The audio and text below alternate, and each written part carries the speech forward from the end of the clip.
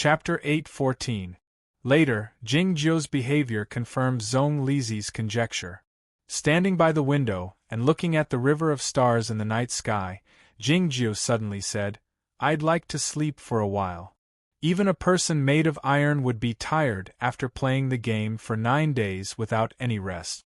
As Zhong Lizi was thinking of this, she was surprised to find that Jingzhou had walked into the bedroom and lay on the bed. The reason she was surprised was not because it was her bed, but because Jingzhou had always been lying on the chair on the deck and hadn't come into the bedroom.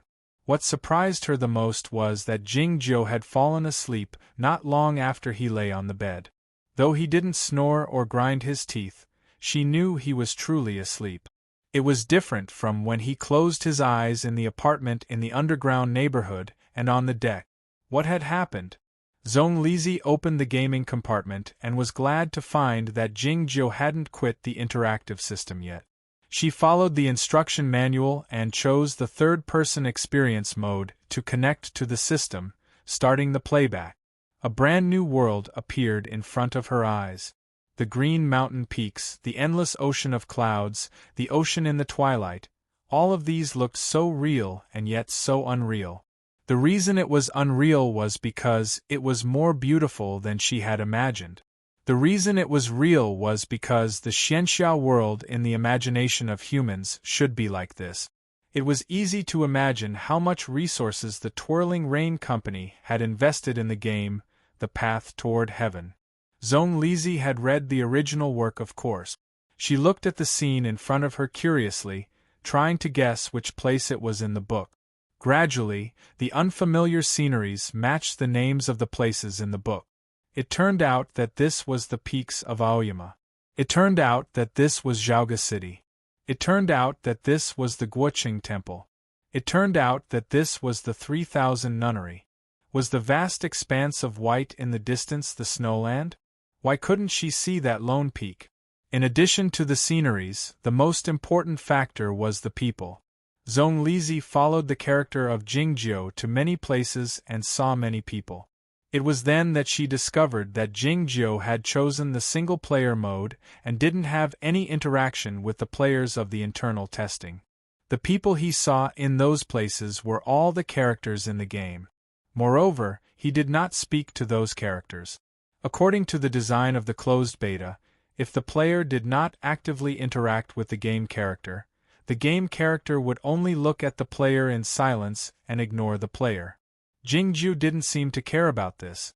He just wanted to find those people in this world and sit beside them for a while. That's good. He listened to the zither in the 3000 Nunnery. He listened to the bell in the Guoqing Temple.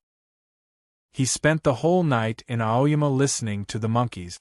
When he did these things, he would have different people by his side.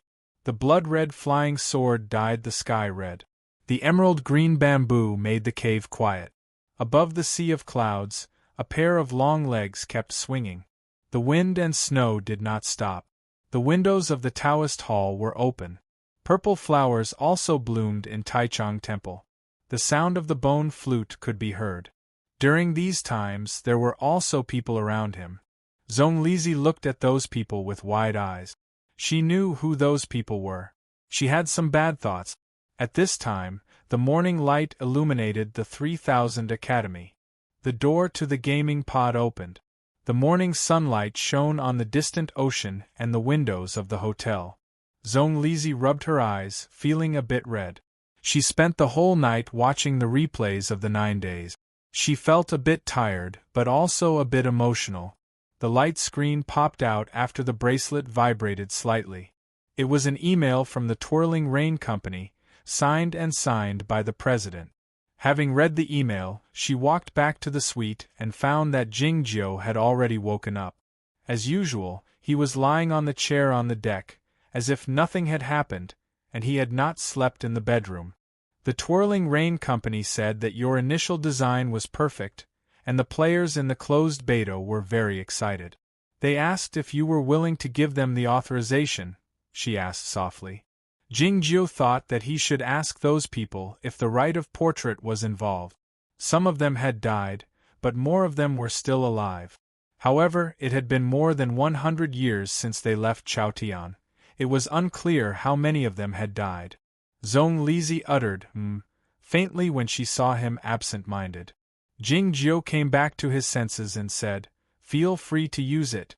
Don't blame me if you encounter any trouble in the future." Zhong Lizi wondered if there would be any trouble and that he had been acting strangely lately.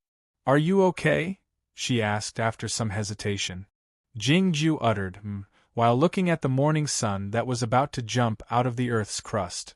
Zhong Lizi summoned up her courage and said, "I know you wrote the story and you have a deep affection for the characters in it, but you shouldn't be too attached to the story and get too involved in it." Jing Jiu turned his head around and shot her a glance, asking, "What are you trying to say?"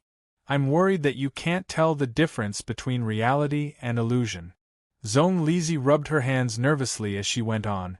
"Even if they are real and affectionate, those people are merely imagined by you. They are not real." The gaming pods were getting better and better, especially the new gaming pods, which could provide a more realistic experience. Those who were mentally handicapped would be unable to tell the difference between reality and illusion if they stayed in the game for too long. "I'm not a lunatic," said Jing Jiu expressionlessly. "But you didn't talk to those characters in the game. It looked weird," said Zhong Lizi in a low voice. Jing Jiu said, "Maybe they are not real in this world, but they are real in other worlds." Zhong Lizi didn't understand what he meant, so she asked curiously, "You sat with the late Emperor Lu Xi Yuan Qijing, Taiping Zhenren, Zen Master for half a day, the disciples of Shenma Peak and Zhuoruzhui for half a day, and an unknown old monk for a while. In the end, you sat with Lian Sanyue for 3 days. But the relationship between Jing Jiu and Zhao Liu in the book is the closest. Why didn't you sit with her for a while?" Jing Jiu thought that the little Liu would come out sooner or later, and they would meet in this world. There was no need to be anxious. Seeing Jing Jiu fall silent again, Zhong Lizi thought that she had said something wrong. She turned around and went to the washroom to wash up. The steam caused by the hot water blurred her beautiful face again. She looked at herself in the mirror as she brushed her teeth. She had finally made up her mind and turned around to leave the room. "I'll go to the main planet in a few days." Her speech when she brushed her teeth was rather vague, so it was hard for others to hear her clearly. It was evident that she intended to conceal her emotions by doing so. Her nervousness and uneasiness in the last few days had something to do with this. If they parted ways like this, it was hard to say when they would meet again. "I want to ask you about your future plans, but you're playing a game." "Alas." "Together," said Jing Jiu. Zhong Lizi came back to her senses after being taken aback. She was sure that she had heard it right, her eyes full of surprise and delight. "Are you going to the main planet as well?" she asked while holding the toothbrush in her hand. Jing Jiu uttered Zhong Lizi was fully aware that he would not go to the main planet just to keep her company, at least not all of it. "What are you going to do there?" she asked curiously. "I'm looking for a person," said Jing Jiu. Zhong Lizi knew whom he was looking for.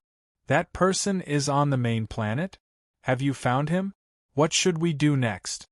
Thinking of the spear thrust in the square and the assassination attempt in front of the praying hall, Jing Jiu said without hesitation, "Kill him."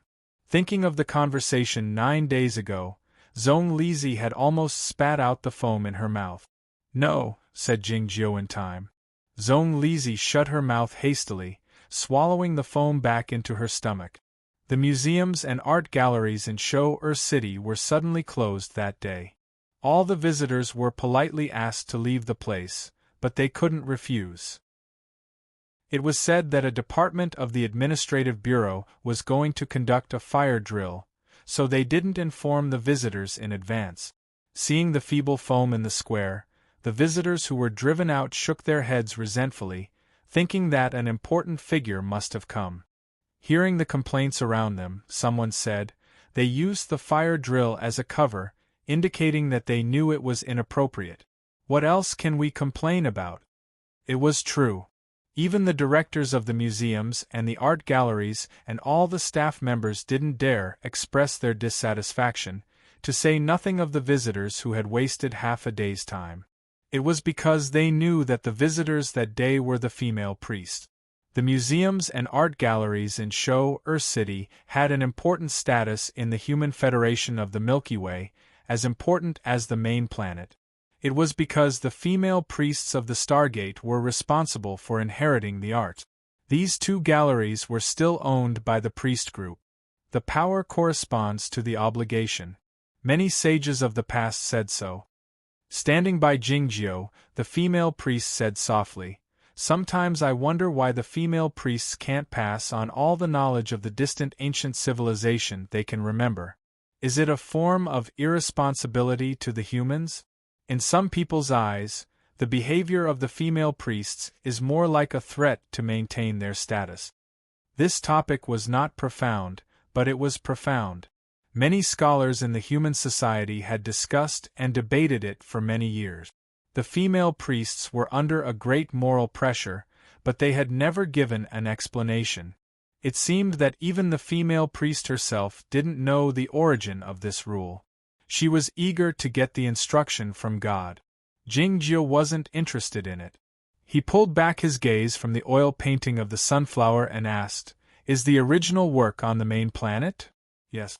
The female priest didn't inquire further, saying, "It should be in a relic of the distant ancient civilization. Only that one knows about it." Regardless of whether it was the female priests of the Stargate or the female priests of any other planet, they all referred to the female priests on the main planet as that one. It sounded a bit odd. Jingjiu turned around and walked toward the museum. The museum was even more secluded than the art galleries. It was probably because it was deep behind the thick walls of the warehouse. The priestess' expression was calm as she looked at the ancient mech that was placed in a huge glass box, and half of it was buried in the soil.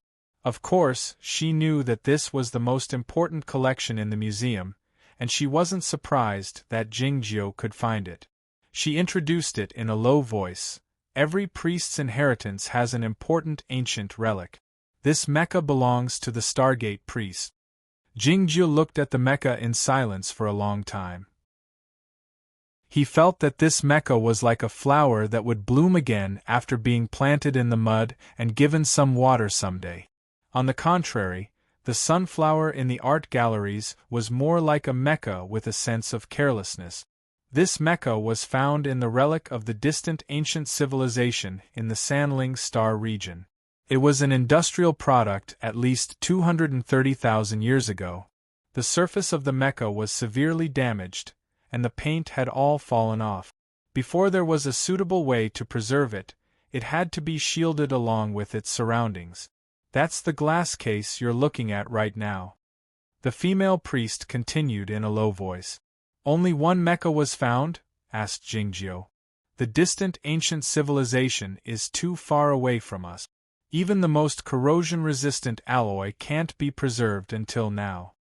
Looking at the sleeping mecha in the huge glass case, the female priest revealed a sympathetic expression in her eyes. Jingjiu didn't quite understand. This mecha was indeed severely damaged, but he could tell that the components inside were still intact. If it was a product from 230,000 years ago, how could it have survived until now? It was well known that even the bones of the big demons at the bottom of the Gathered Soul Valley had turned into powder after such a long time. The relic of the distant ancient civilization in which this mecha was found is a bit special, the female priest said. It's supposed to be the tomb of an emperor. It's very large and deep in the ground, isolated from the outside world. Looking at the mecha in the glass case, Jingjiu felt even more puzzled. The technological level of the distant ancient civilization was much higher than that of the current Federation of the Milky Way, but this mecha was very backward, using a turbulent multi-engine design. Even the Federation of the Milky Way had given up this backward design 2,000 years ago. Why did the Emperor of the distant ancient civilization let this backward mecha be buried with him? And why was this mecha preserved by the branch of the female priest of the Stargate, who had inherited the art. She explained it to me when I was on the main planet. She said. The female priest noticed his puzzlement. Thinking of the event 30 years ago, she said in a low voice, "This Mecca itself is an art." Chapter 8:15. Because of the mistake I made yesterday, I was forced to update 2 chapters regretfully. Many friends said that I would definitely stop updating today. Humph, I'm such a person, but I can't stop. It's not easy for me to keep up with the work from April until now. Anyway, I'll stop updating next month. The Grimace will delete the explanations in the first 2 chapters later. Nobody could see the beauty and art on this shabby Mecca buried in the mud, unless the person was engaged in the art industry. Though the female priest didn't need to rely on the value of the art to gain profits, she was undoubtedly a true artist. Looking at the Mecca in the glass case, she said softly, "It would be beautiful if it could move, but I don't know what color it would be." White. Jingju turned around and headed toward the outside of the secret storage room. Feeling startled, the female priest asked while looking at his back, "Are you sure it's white?" No sooner had she uttered the words than she felt it was disrespectful to God. Jingju didn't halt his steps, nor did he get angry. "I'm sure," he said. When they arrived at the gate of the museum, it was time for them to part. The female priest bowed to see him off. As she lifted her head, she saw that the youth in the blue hoodie had already walked across the street and joined the crowd. Along with a booming sound, the scorching sun battleship left the ground and broke through the atmosphere, heading upward. The sky was blue in the beginning, but it turned black when it got out of the atmosphere. It was a boundless, empty, and cold space. The virtual gravity required a device to generate the gravitational field, which was expensive and unnecessary. Most of the battleships in the Federation fleet used the traditional and cheap method. Looking at the Scorching Sun battleship from a distance, the Scorching Sun battleship looked like a rotating drill, as if it would drill an eye out of the dark space. Countless burning fireballs appeared one after another at a long distance, becoming tiny light specks in the sight.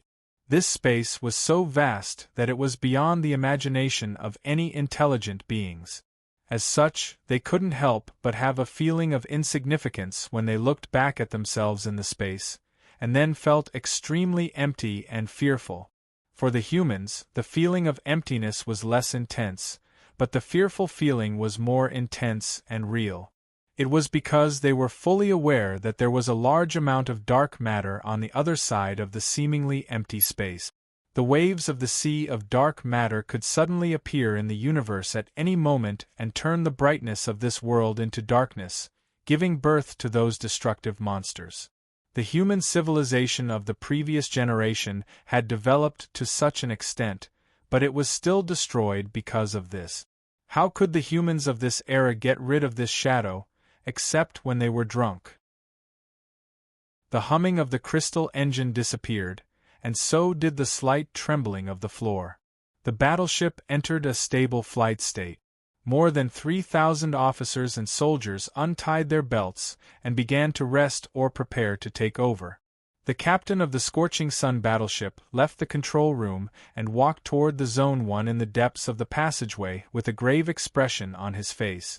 The military boots landed on the floor, releasing a loud and clear sound, just like the rank and authority of the army. A dozen or so soldiers wearing light combat armor all saluted when they saw the captain. Arriving outside a certain room, he stood silently for a while before gently knocking on the door. The door opened slowly, revealing a cute and innocent little face. It was the little girl from Hua Shi who had participated in the selection of female priests. Seeing the epaulets of the captain, Hua Shi came back to her senses after a moment of thought with her eyes wide open. She invited him in hastily. The captain nodded politely to greet her. Guided by Hua Shi, he came to the living room of the suite and came before the red-haired girl. He took off his military cap and bowed to her, saying, "I'm the captain of the Scorching Sun battleship, and Shanxiang. Welcome to our battleship for the main planet. I'll send the star map of the route to the main preachers later. Please let me know if you have any requests. Zhong Lizi was still not used to being treated so respectfully by a captain. She let out a suitable smile after being reminded by Jiang Yuxia, saying, "Thank you for your hard work." The captain of Anshanxiang didn't linger. He left the room after nodding to Jiang Yuxia and the three main preachers. It was the Scorching Sun battleship that fired the laser beams at the praying hall that night. It was an eerie arrangement for the new female priest to travel to the main planet on this battleship. The investigation is not over yet, but the incident that day has nothing to do with the Scorching Sun battleship, and the suspect has already been executed. You don't have to worry too much, Jiang Yuxia said softly to Zhong Lizi as she walked to the side of her. The main preacher of Shou or city had the same opinion. He glanced at the deep end of the suite, thinking that he wouldn't have agreed to this arrangement if he hadn't been certain that there was nothing wrong with it. This suite was located in the stable area at the head of the Scorching Sun battleship, so it wouldn't move along with the rotation of the battleship. The simulated gravity here was no different from the ground. There was a large space in the deep end of the suite, with a wall-like transparent glass in front of it. The universe was visible in front of the window. There were tens of thousands of stars in the universe. There was a deck chair in the room. It was the deck chair on the balcony of the hotel at the University of Stargate. Jing Jiu was lying on the chair. Ran Handong in a military uniform stood by his side, looking like a secretary. The Scorching Sun battleship has been called back to the main planet for investigation. It's on the way, so there's no need to worry about its safety. She noticed that Jing Jiu was looking at the universe outside the window, his gaze quite focused. Jing Jiu suddenly asked, "If the enemy destroyed this battleship, how many people would survive?" "It's impossible, basically." Thinking of the methods of the enemy, Ran Handong continued after a moment of silence, "The right of access is in the wheel. But I have to remind you to be careful, otherwise you'll be discovered." Having said that, she turned around and left the room. Jing Jiu looked at the outside of the window in silence.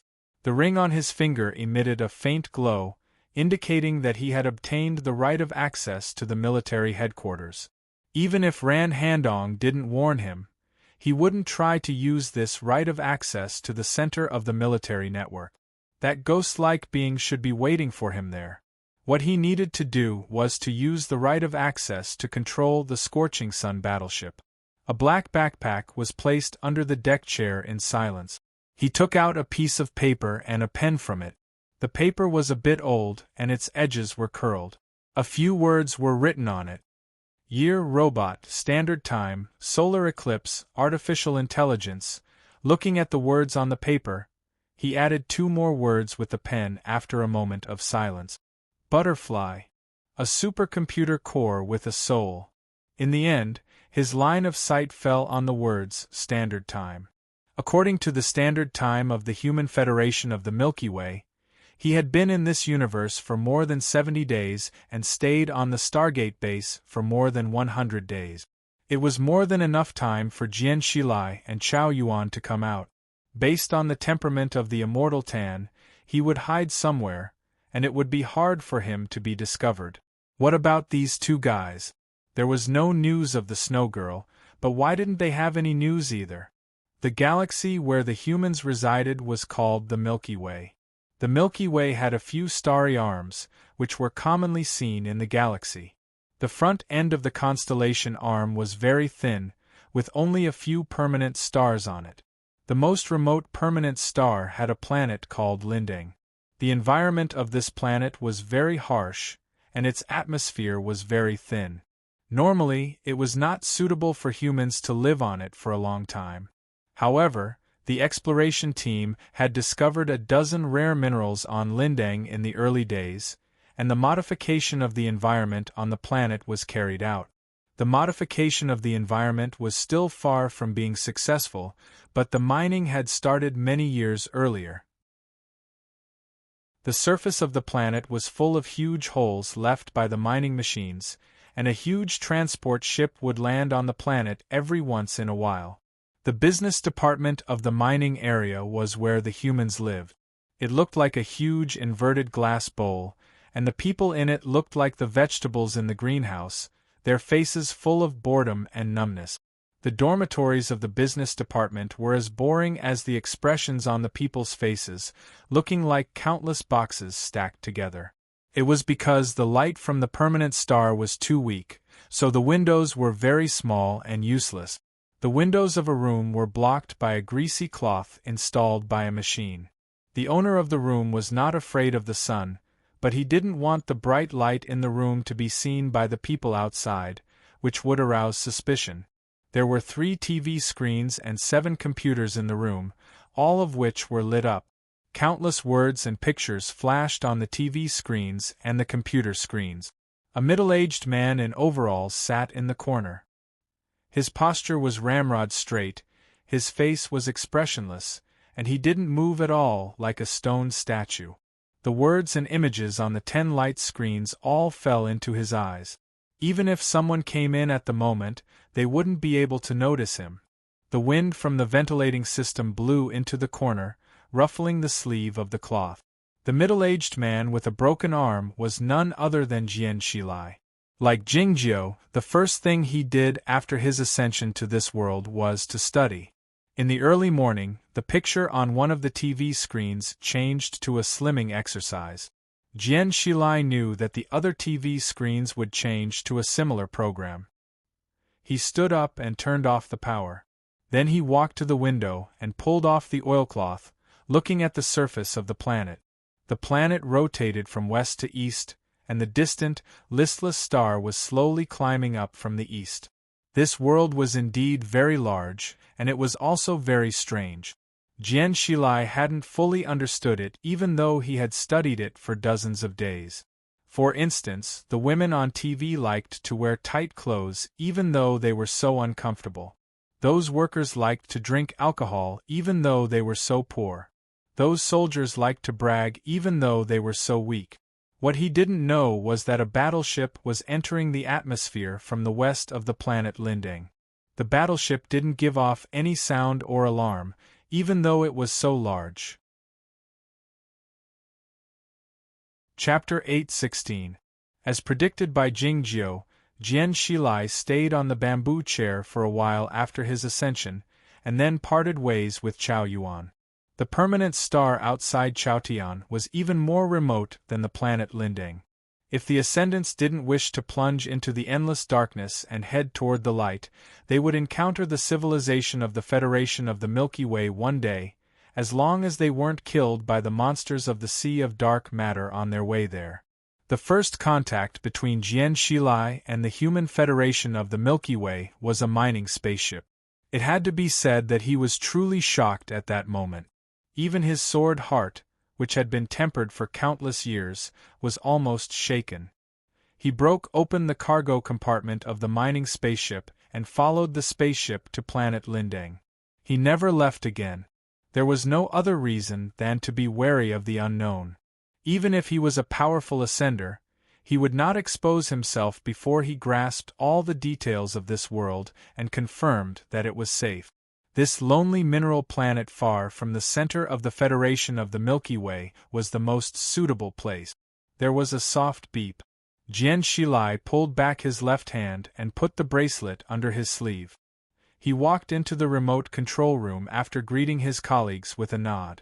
After studying for dozens of days without rest, he knew everything about this world, especially the mining area. He arranged a new identity for himself through the computer of the mining area's personnel department, and he did not forget to apply for a disability tax exemption certificate. He was going to enter this civilization one day, so he was preparing in advance, and he needed to do some things. Jian Shilai took care of some routine work in the operating room and inputted a few instructions that only he could understand. He took a sip of the hot tea, put down the teacup, and headed for the outside. As he left the room, he glanced at the teacup. Passing through the underground tunnel, he arrived outside the protective shield and slowly walked towards the east. The building of the mining area was getting further and further behind him, but he didn't even glance at it. He was not wearing protective clothing or a hood. He looked like a disabled worker who had lost his way. The star in the distance was really small, like a candle next door. No matter how they walked, it didn't get any brighter. There were no mountains or rivers on the surface of planet Linding. There were only undulating rocks, which made it difficult to walk. Especially when they arrived at the mining area, the ground was filled with bottomless pits. It was very dangerous, and visually, it also gave people an extremely terrifying feeling. What a scene of desolation! Jian Shilai didn't like this place, and he missed the green water of Aoyama in Chaotian. Suddenly, a crisp sound came from afar, reverberating endlessly in the mine pit, echoing unceasingly. It was the sound of gunfire. A light mirror had appeared in front of him, and there were faint sword patterns flowing on it. There was a black cylinder embedded in the translucent mirror. If Jingzhou had been there, he would have recognized the black cylinder as the high-explosive bullet that had exploded in his hand outside the museum that day. An electromagnetic gun was aimed at Jian Shilai from dozens of kilometers away. Jian Shilai reached out his right hand and took down the black cylinder from the light mirror, and threw it into the mining pit before him expressionlessly. After an unknown period of time, a muffled rumble came from the depths of the mine, and the ground trembled a little. The mine was 3-4 kilometers deep, so one could imagine the power of the electromagnetic gun.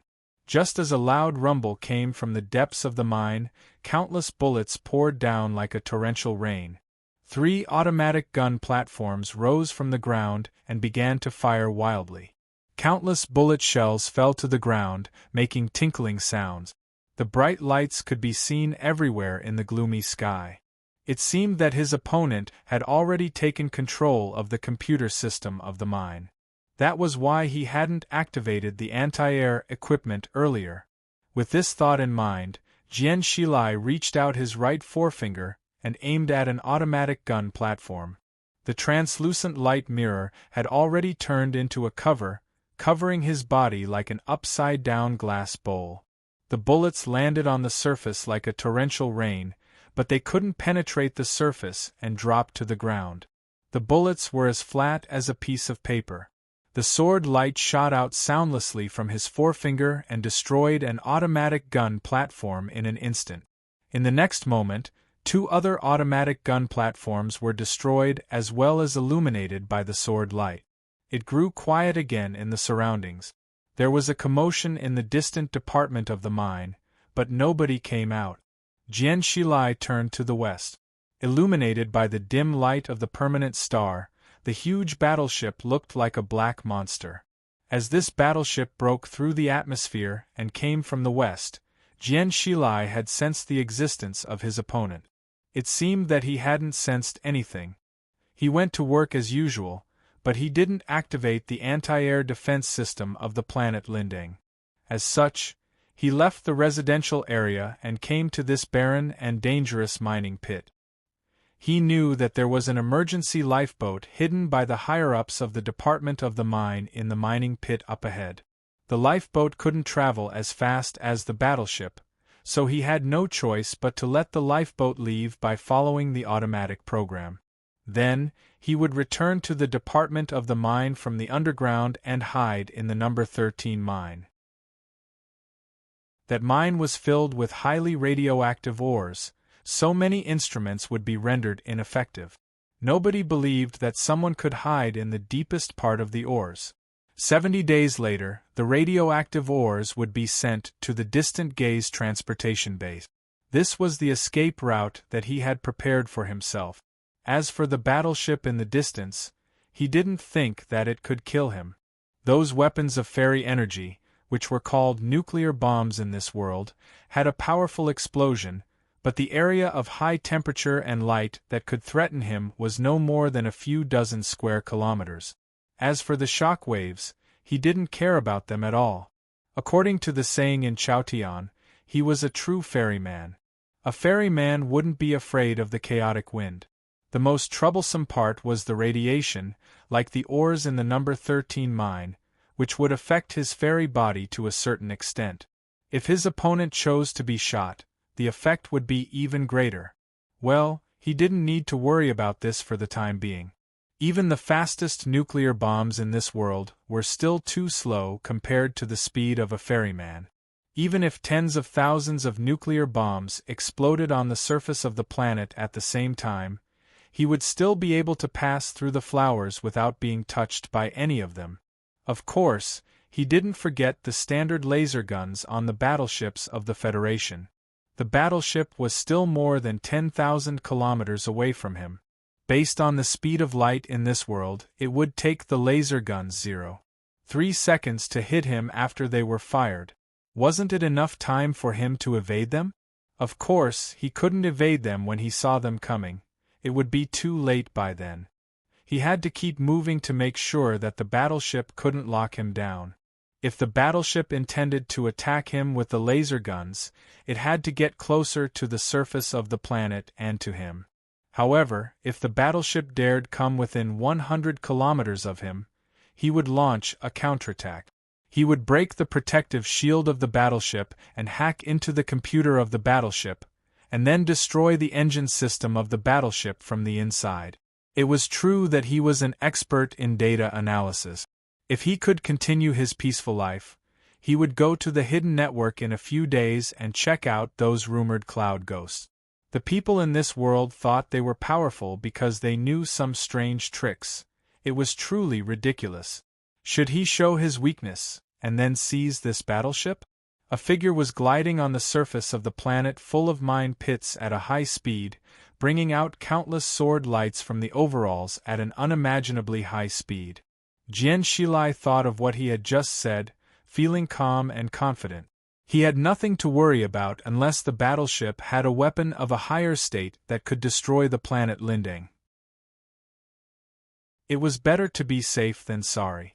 Jian Shilai gave up the idea of turning around and seizing the battleship, and kept on gliding forward. The mine pit where the emergency boat was hidden was not far ahead. Suddenly, he halted his step. Faint ripples appeared in his eyes that were as calm as an ancient well. A person walked out from the empty space up ahead. That person wore a black military uniform and a red overcoat. His appearance was awe-inspiring, and his energy was unfathomable. The wind blew over the surface of the planet and tousled the overcoat slightly. Jian Shilai looked at the person in silence and asked, "Are you an ascendant?" He had thought that the former ascendants might still be in this world. However, the Western Sea Sword School originated from the Foggy Island in the South Ocean, and it had no master or seniors who had ascended. As such, he had no intention of finding those ascendants. The person said, "This world calls us the Cocoon Breakers." After a moment of silence, Jian Shilai asked, "May I ask for your advice?" The person said, "This world calls me General Li." Like Jingjiu, Jian Shilai began to think about who among the ascendants in Chaotian had the surname Li. Soon, he found 4 possible answers. General Li gazed over Jian Shilai's shoulder at the marks he had left on the surface of the planet. The sword lights had dissipated, leaving only a faint sword wills. "Your sword work is pretty good." General Li pulled back his gaze and said to Jian Shilai, "I hope you can pass my test." "Test?" asked Jian Shilai. General Li said, "There's no heavenly punishment here." This meant that he regarded himself as the heavenly Tao, which was extremely arrogant. Jian Shilai didn't ask what would happen if he passed the test. "Do you have a death wish?" he demanded expressionlessly while looking at the other person. As soon as he said this, countless oars on the ground started rolling and then drifted up. They turned slowly and aimed at General Li with their sharp ends. The machinery in the mining pit raised its arm and pointed it at General Li. The wind became fiercer and blew towards General Li. All the objects on this planet seemed to have turned into swords, moving according to his will. General Li remarked lightly, "All in one sword. Long time no see." The distant battleship was approaching at a high speed. The atmosphere seemed to be on the verge of being torn apart. Jian Shilai launched his most powerful strike without hesitation. Countless oars shot toward General Li like a rainstorm of swords.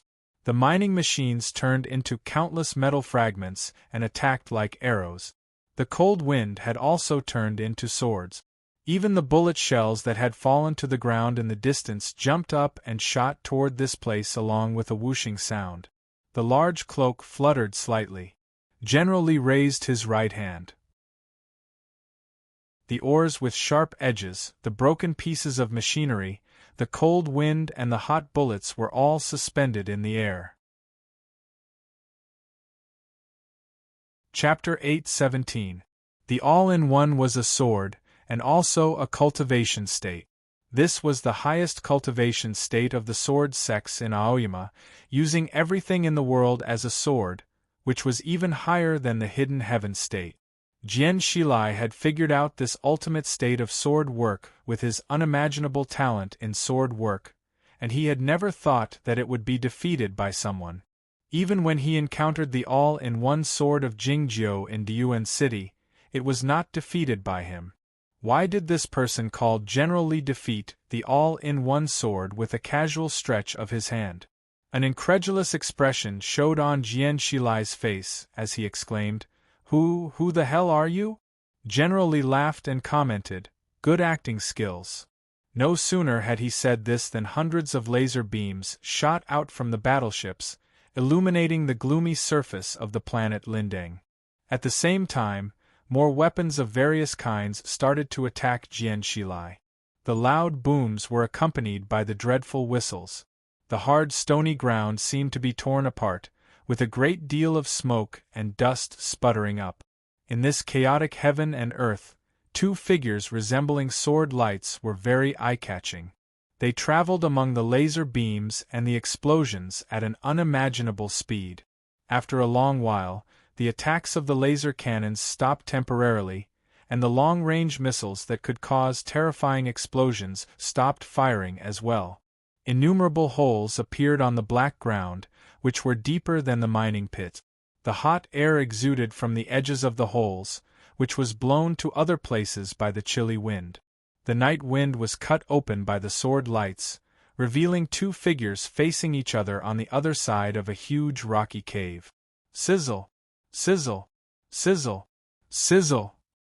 His uniform was full of holes, and wounds were all over Jian Shilai's body.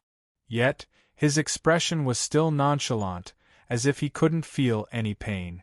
You're not a member of the Aoyama sect? He asked while looking at General Li on the other side of the huge pit. He had been playing the role of a disciple of Aoyama that day. As such, when General Li said that he would test him on behalf of the heavenly law, Jian Shilai asked him, Do you have a death wish? As such, he didn't hesitate to use the all-in-one sword. It was because he had vaguely guessed the identity of his opponent. He intended to use this opportunity to lower his opponent's vigilance and then launch an attack to subdue him. Unexpectedly, this General Li had seen through his intention from the very beginning and took advantage of the situation to attack him, catching him unprepared. General Li didn't answer his question. Jian Shilai said expressionlessly, Even so, do you think you can defeat me? The dim star in the distance was right behind him, outlining his body in a clear line. As soon as he finished speaking, countless misty and dew-like golden auras overflowed from his body, emitting extremely pure immortal intent. General Li said admiringly, In just a few dozen days, you were able to cultivate such a large amount of immortal qi. Your talent in cultivation is indeed very strong. Jian Shilai said, Cultivating is a personal matter. Even though you ascended many years earlier than me, you are still not my equal. General Li said, You little guys who have just broken out of the cocoon don't understand one thing. Cultivating in Chaotian is an individual matter, but it's different here. A buzzing sound suddenly appeared on the quiet surface. It was the sound of something vibrating at high speed. The warship was already very close. The laser cannon showed no signs of firing again. There was a soft whoosh. Jian Shilai came to the front of General Li in the blink of an eye from the original spot and punched at General Li's face. The fist was full of immortal qi, and it moved at an unimaginably fast speed, bringing out a few formidable sword lights. In fact, this was a sword condensed purely from the immortal qi. The sword work of the two of them was almost the same, and his opponent had the aid of the warship. If he wished to leave this place alive, he had no choice but to end the fight as soon as possible. He intended to compete with his opponent in terms of absolute strength, namely the amount of immortal qi. The buzzing sound grew more rapid. As the fist-like immortal sword was about to touch General Li's face, the sound suddenly vanished. The whole of Lindang planet seemed to have become deathly quiet. The red cloak tousled slightly. A small device could be vaguely seen on General Li's waist. A great deal of light and heat came out. It looked like a sun. The red cloak looked transparent under the sunlight. The light and heat entered General Li's body. He raised his right hand and caught Jian Shilai's fist easily. Pa! The ground within 10 square kilometers started quaking violently, and countless oars were shaken up into the sky. An incredulous expression showed in Jian Shilai's eyes again. It was real this time. General Li said calmly while looking at Jian Shilai, "This is the true strength." No sooner had he said this than a straight crack appeared on the shoulder of Jian Shilai's overalls, where the sword wills could be vaguely sensed. The sleeve of Jian Shilai's cloth drifted down. The arm left his body as well. Before it landed on the ground, it turned into countless light specks, disappearing like fireflies and vanishing without a trace.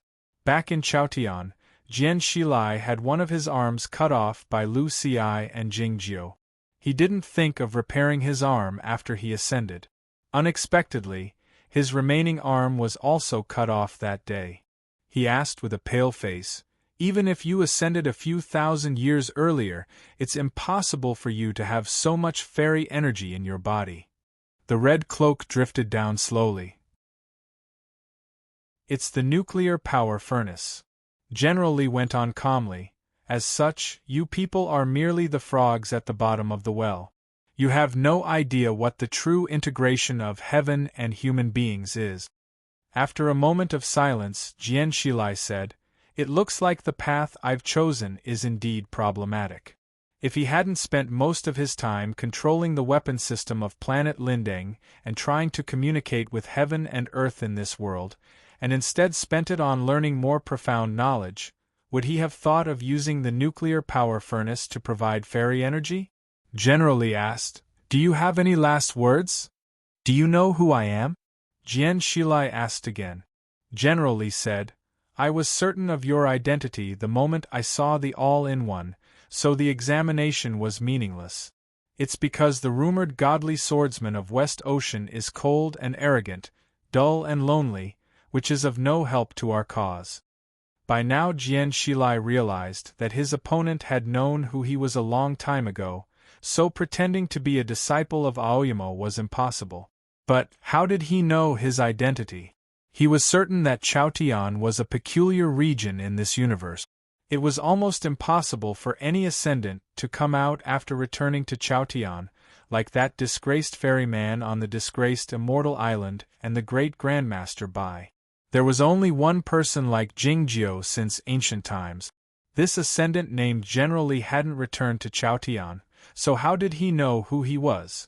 Next, Jian Shilai asked the second question he wanted to know before his death. "How did you find me?" He had kept a low profile since he came to the planet Lindang with the mining spaceship. He didn't cause any trouble, nor did he do anything that would arouse suspicion. All he did was pretend to be a disabled worker. He believed in his computer skills. Even those rumored cloud ghosts couldn't find out that he had faked the right of access.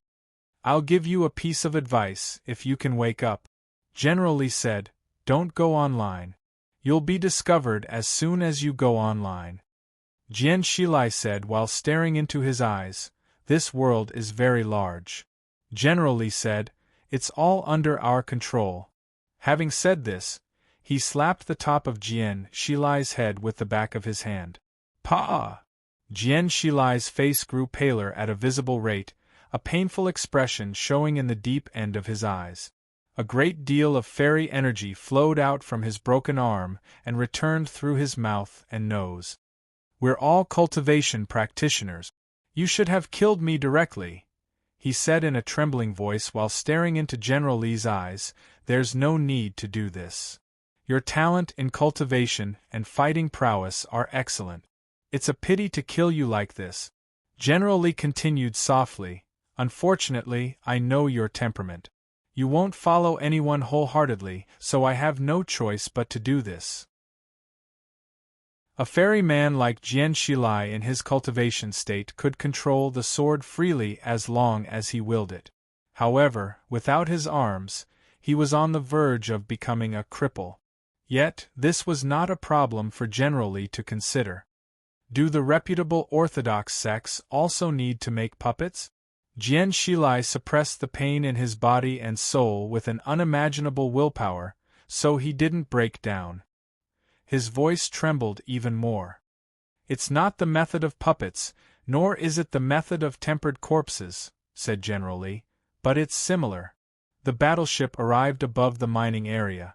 The huge body of the battleship traveled through the atmosphere, bringing up a gust of wind. A few men in military uniforms arrived in the air with a black metal case in their hand. They looked like the soul-seeking envoys in the stories with coffins in their hands. They came to the ground and saw the scene in front of them, feeling a bit surprised. General Li's palm landed on the top of his target's head, not leaving it. Jian Shilai sat on the ground with his legs crossed, his whole body covered in blood. The blood exuded golden and jade-like light specks, which were the purest fairy energy. His eyes were closed tightly, his face pale. Every muscle in his body was twitching violently. It was evident that he was enduring the extreme pain, but he didn't give up resisting. The few men in military uniforms didn't dare make a sound, standing in the distance in silence. As time went by, they felt more and more shocked. They had carried out similar missions a few times, but none of them had ever seen their target hold on for such a long time like today. It was General Li who struck Jian Shilai today. One could easily imagine how terrible the pain in the deepest part of his soul was. How could this person hold on? No, why did he hold on? After a long while, General Li had finally moved his hand away from Jian Shilai's head. Jian Shilai's body stopped trembling. As a few eyelashes fluttered down, the expression on his face grew calmer. General Li looked at Jian Shilai in silence. It was unclear what was on his mind. He waved his hand after a long while. The few soldiers felt relieved.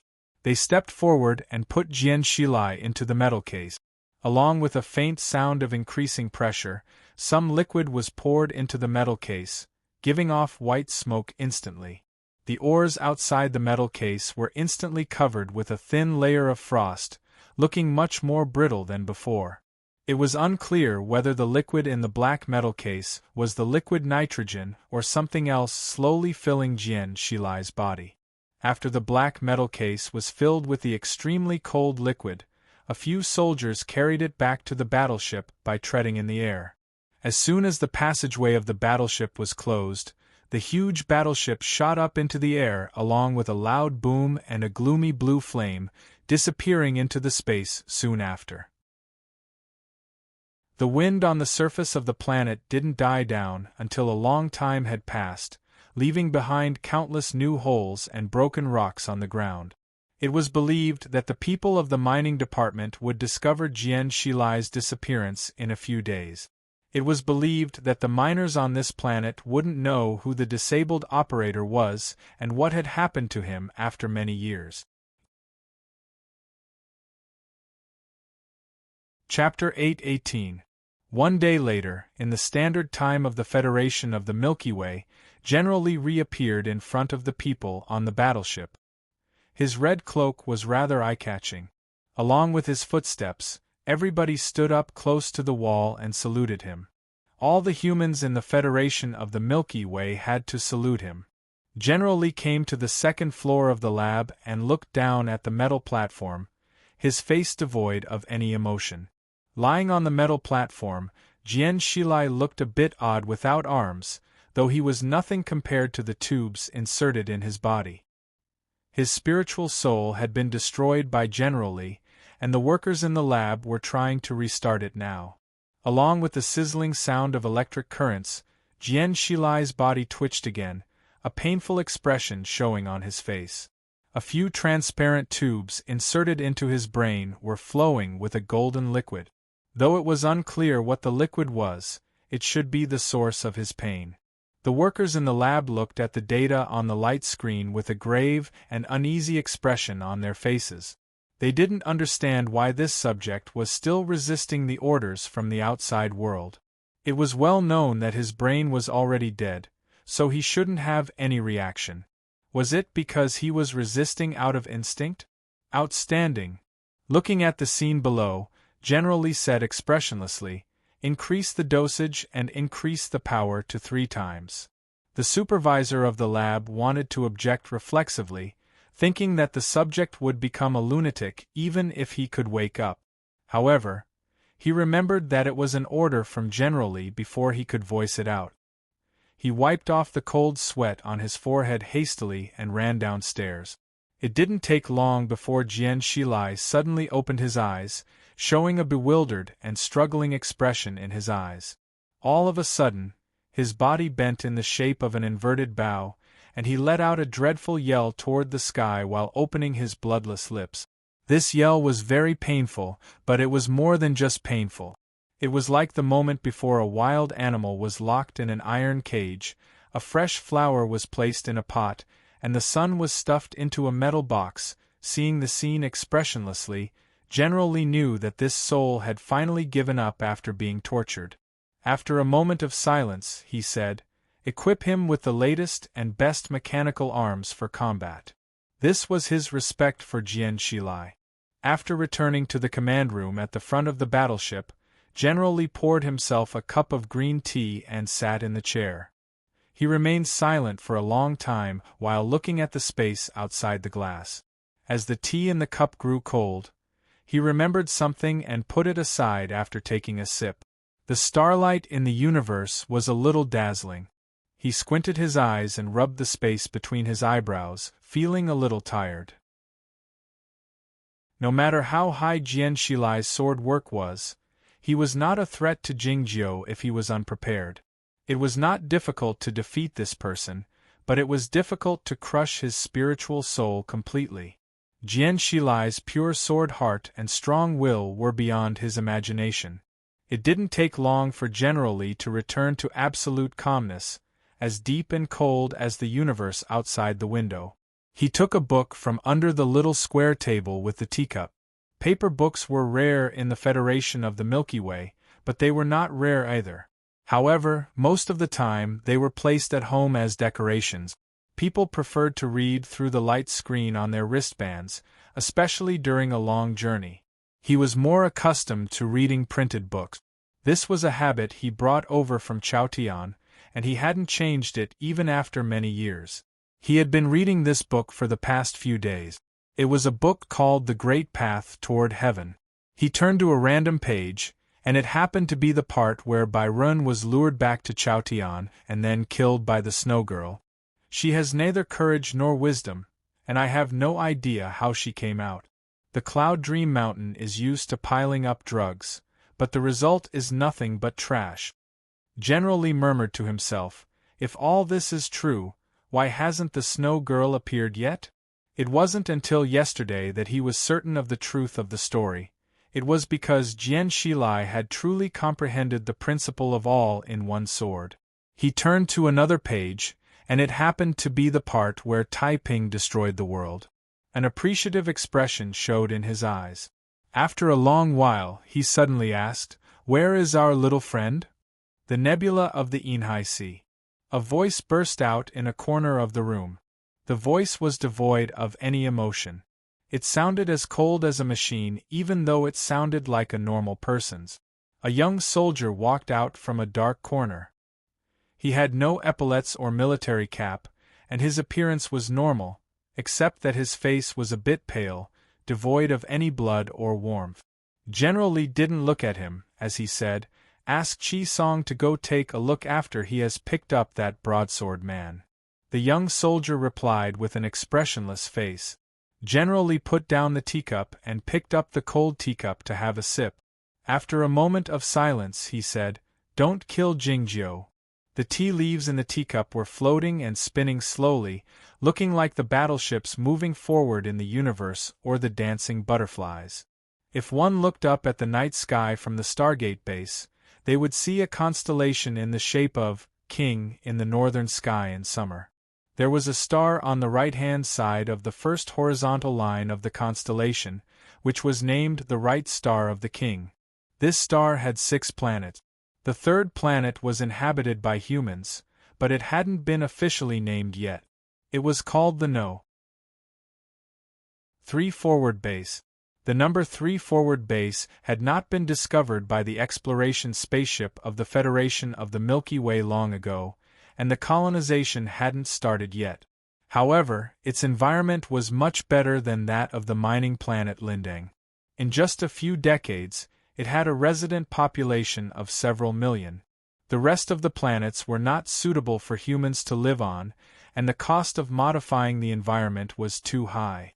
As such, they were designated as the free mining area. An explosion would take place every once in a while, and then the mining spaceships would descend like birds and leave with tens of thousands of tons of ores. They would return to the number 3 forward base to be cleaned and sorted out before being transported to a larger transportation base. Boom! A firework appeared on the surface of the planet. It looked lovely, but in fact, the puff of smoke and dust had already reached an altitude of a few thousand meters. Dozens of mining spaceships headed toward the planet before the smoke and dust had completely subsided. It didn't take long for them to return with a full load. The mining spaceship in the front steadied itself after adjusting its position a few times. The dazzling glow of the permanent star was no longer visible outside the porthole. Instead, a green planet appeared. It was the number 3 forward base. The surface of the planet was covered with sea-like plants, but the higher life forms hadn't evolved yet. Even so, the whole of the Federation of the Milky Way was alarmed by the discovery. At least a few thousand scientists of the Academy of Sciences were stationed on that planet, and the TV stations of a few large galaxies broadcast live on it all year round. As far as the workers on the mining spaceship were concerned, the green planet didn't have much significance. What mattered more was the feeling of home. "Captain, the annual plan of the company will be completed after this trip. Can you go and have a drink with us? I'll find 3 girls for you." A worker yelled at the control panel, which drew many responses from his colleagues. That's right. Given the size of the captain, a girl would be crushed to death by him. Ha ha ha ha. We can't let the captain drink too much. You guys should take it easy. The owner of the mining spaceship was a tall and fat man. Hearing the yelling of his colleagues, he let out an honest smile and said, "I have something to do in the evening. You guys go ahead." Hearing the captain's reply, the others felt discontented. The fat captain didn't say anything more. He took out a large knife 1/2 meter long from the control panel and started to trim his nails. The mining ship suddenly became extremely quiet, and the atmosphere was filled with a peaceful atmosphere. Today is the last day of the year 2019. I've written a short summary of the year and posted it on the official WeChat account. I'll go and have a drink with my friends now. I'd better take a break from my work. I've written about Master Chow Yuan, so I asked him to say hello to you guys and wish you all the best and a happy family. Chapter 8:19. The chubby captain had a benevolent countenance and a good temper, but it was evident that the people on the mining spaceship were all afraid of him. It was not because of the large broadsword that was trimming his fingernails elegantly. He seldom killed people in Chaotian, and he seldom met anybody, but everybody respected and feared him like what he was doing now. After leaving the bamboo chair, Chow Yuan headed to the place with the most stars without hesitation. As a result, He met the humans of the Federation of the Milky Way earlier than Jian Shilai. It was probably because the mining spaceships were the most common in the universe. Coincidentally, his first contact with the civilization of the Federation of the Milky Way was the same. What happened next was completely different from what happened to Jian Shilai. The mining spaceship he encountered was very old. It was bought by more than 20 miners who wanted to make a fortune through crowdfunding. Unexpectedly, the miners didn't expect that the ores they had mined with their life savings would be robbed by the space pirate. The miners were in a hopeless situation. Some of them were even ready to become space pirates out of anger and despair. Chao Yuan couldn't bear listening to them anymore. He squeezed out from the door of the mining cabin and started to persuade the others not to do so. The people on the mining spaceship were startled, wondering where this chubby man came from. A few ruthless guys thought he was a thief and were about to kill him with their weapons. The result was predictable. Chao Yuan didn't resort to violence. He was still persuading the others patiently. It didn't take long before he managed to convince all of them. Of course, everybody, including Chao Yuan, knew that the real reason was his prowess. The mining spaceship returned to a transportation base. It was unclear how Chao Yuan had convinced a mining company to let this old mining spaceship dock with them. From that day on, this old mining spaceship had been traveling between the number 3 forward base and the neighboring mining planet. Mining was always a dangerous job. Even though the number 3 forward base had attracted the attention of the whole Federation of the Milky Way, the conflicts couldn't be prevented. How did they determine the order of mining after the explosion on the surface of the mining planet, the order of leaving the planet, and the position of the shelter dock when the storm occurred? It was by force, of course. Chao Yuan was a chubby man with a strong force. He also had a large broadsword of half a meter long. Gradually, nobody dared bully this old mining spaceship anymore. He had won the respect of his colleagues, and his prestige was so high that he had no choice but to be the captain. The dilapidated mining boat landed in the number 3 forward base. 20 miners greeted Chao Yuan obediently and ran toward the living quarters while yelling and yelling. The company's annual mission had been completed. From tomorrow onward, all the harvest from the mining ship would belong to them. How could they not be happy when they thought about the endless wealth and the wine and women waiting for them in the living area? Chao Yuan let out a smile, saying nothing. He needed to uphold the precepts, but that didn't mean he had to forbid others. He circled around the mining ship with the knife and repaired all the parts that needed to be repaired. The iron knife could be used to trim nails, and it could also be used to repair ships. With his strength and foresight, it was more reliable than any automatic repair mechanical arm. After doing these things, he walked towards the forest. This planet was really a bit special. Green trees towered into the sky. They were hundreds of feet tall, and they covered the entire planet. It was an extremely spectacular sight. Other than these green trees, there were not many other forms of life on this planet. It was unknown how such a monotonous biological system appeared and how it was maintained. The Science Academy of the Federation hadn't been able to ascertain whether this planet had been modified by the distant ancient civilization. The scientists had many conjectures, but they hadn't reached a conclusion yet. Chao Yuan didn't live in the living quarters. He built a house for himself in the forest. He was used to living alone, and there were many things in his house that were inconvenient for others to see. Accompanied by the buzzing sound of the generator, he took a bath and ate 2 fruit. After resting for 3 minutes with his eyes closed, he resumed his daily routine for the night. 7 computers were turned on at the same time. The light screens were almost stacked together, with countless words and data flashing on them. Chao Yuan sat on the floor cross-legged with the iron knife on his knees, his hands forming a lotus bridge. He looked at the light screens calmly, as if he were in a trance. The first thing the Ascendants did after leaving Chaotian and coming to this world was to study. Then, they kept on studying. Different from Jing Jiu and Jian Shilai, Chao Yuan had only learned about the general situation of this civilization in the first few days, and then he paid attention to other aspects. It was not the battleships and weapons of the military, or how to kill and defend effectively, or how to conceal oneself. It was the sea of dark matter. The humans in this world were the same as those in Chaotian. The monsters of the sea of dark matter, or the heavenly demons of the outside world, were the enemies of the humans, as well as his enemies. He had guarded the wind and snow by himself for hundreds of years in Chaotian, and he would make the same choice here.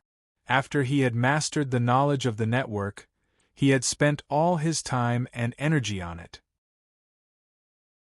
It was no exaggeration to say that he knew more about the monsters of the Sea of Dark Matter than he did about the Federation of the Milky Way. The more he knew about them, the stranger he found it. He always felt those dark monsters full of destructive intent were somewhat familiar. One day, he suddenly had a conjecture, but he couldn't confirm it yet. It was then that the alarm suddenly rang out. It passed through the formation he had set up and reached his ears.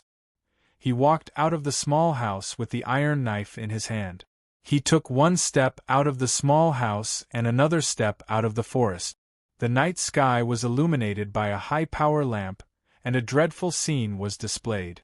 Countless black tentacles were wriggling in the sky a few thousand meters above the ground, looking like seaweed or whips.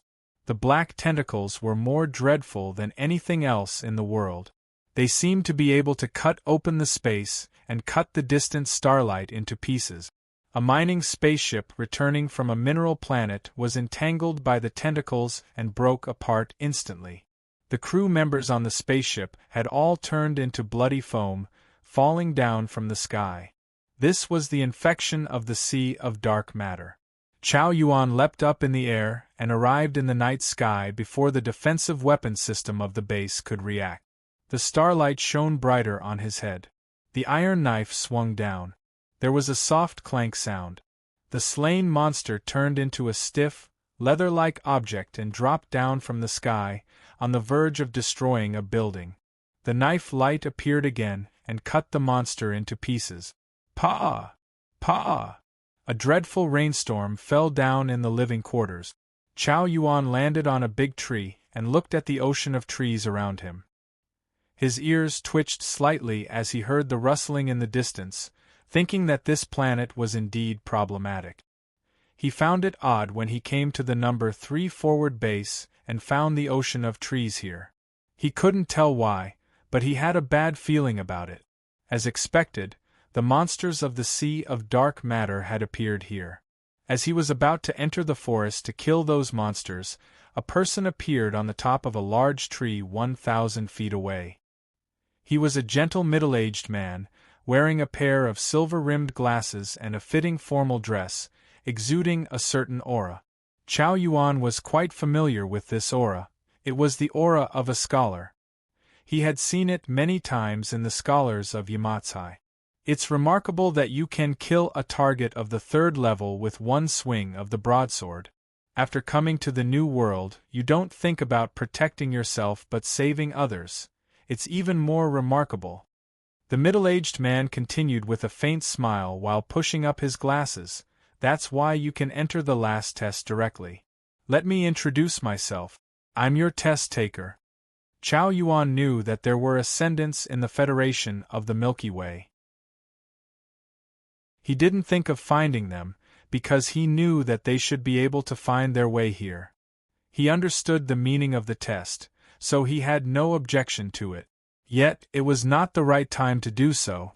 The rustling in the forest grew closer, and the surprised screams and sounds of weapons could be heard in the living quarters. Let's kill those monsters first.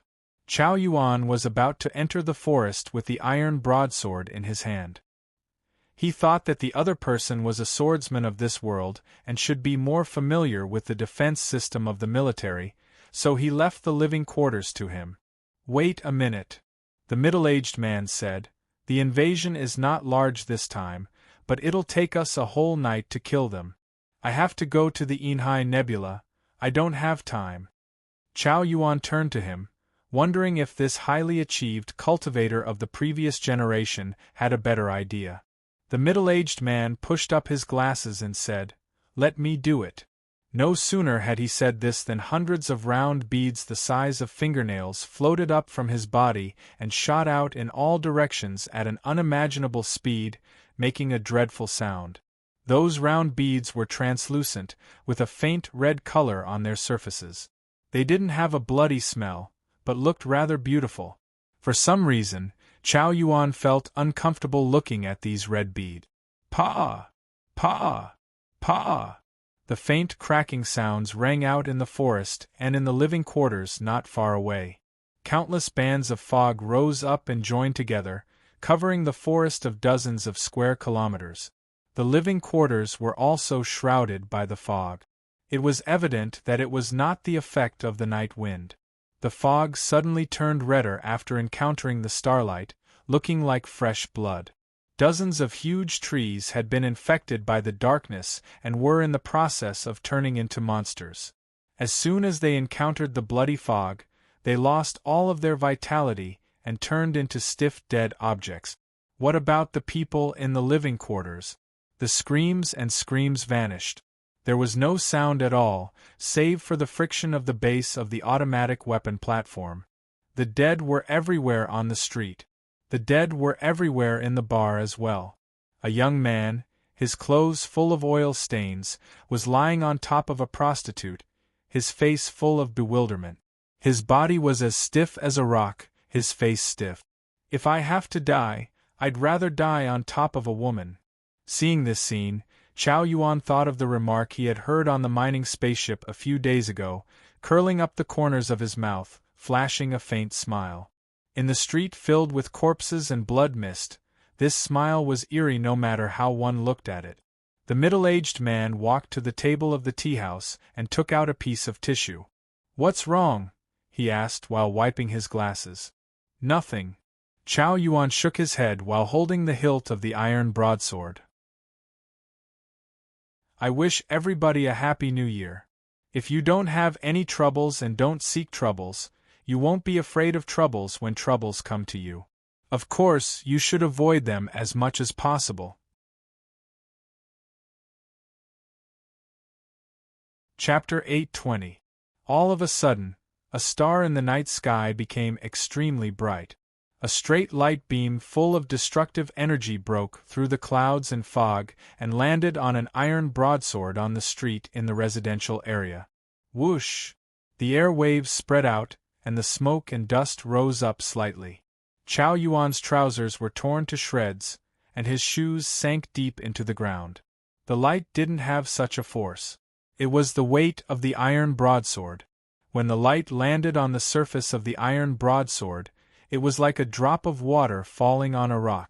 Countless light rays shot out in all directions, illuminating the entire street instantly.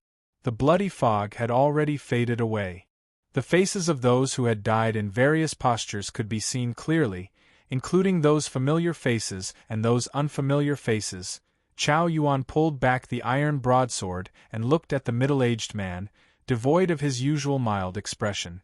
The fleet that came to the number 3 forward base for the mission that night had the most advanced battleships in the Federation of the Milky Way, which were equipped with powerful laser cannons. But they were blocked by Chow Yuan with a seemingly ordinary iron broadsword. Yet, the middle-aged man didn't show any fear.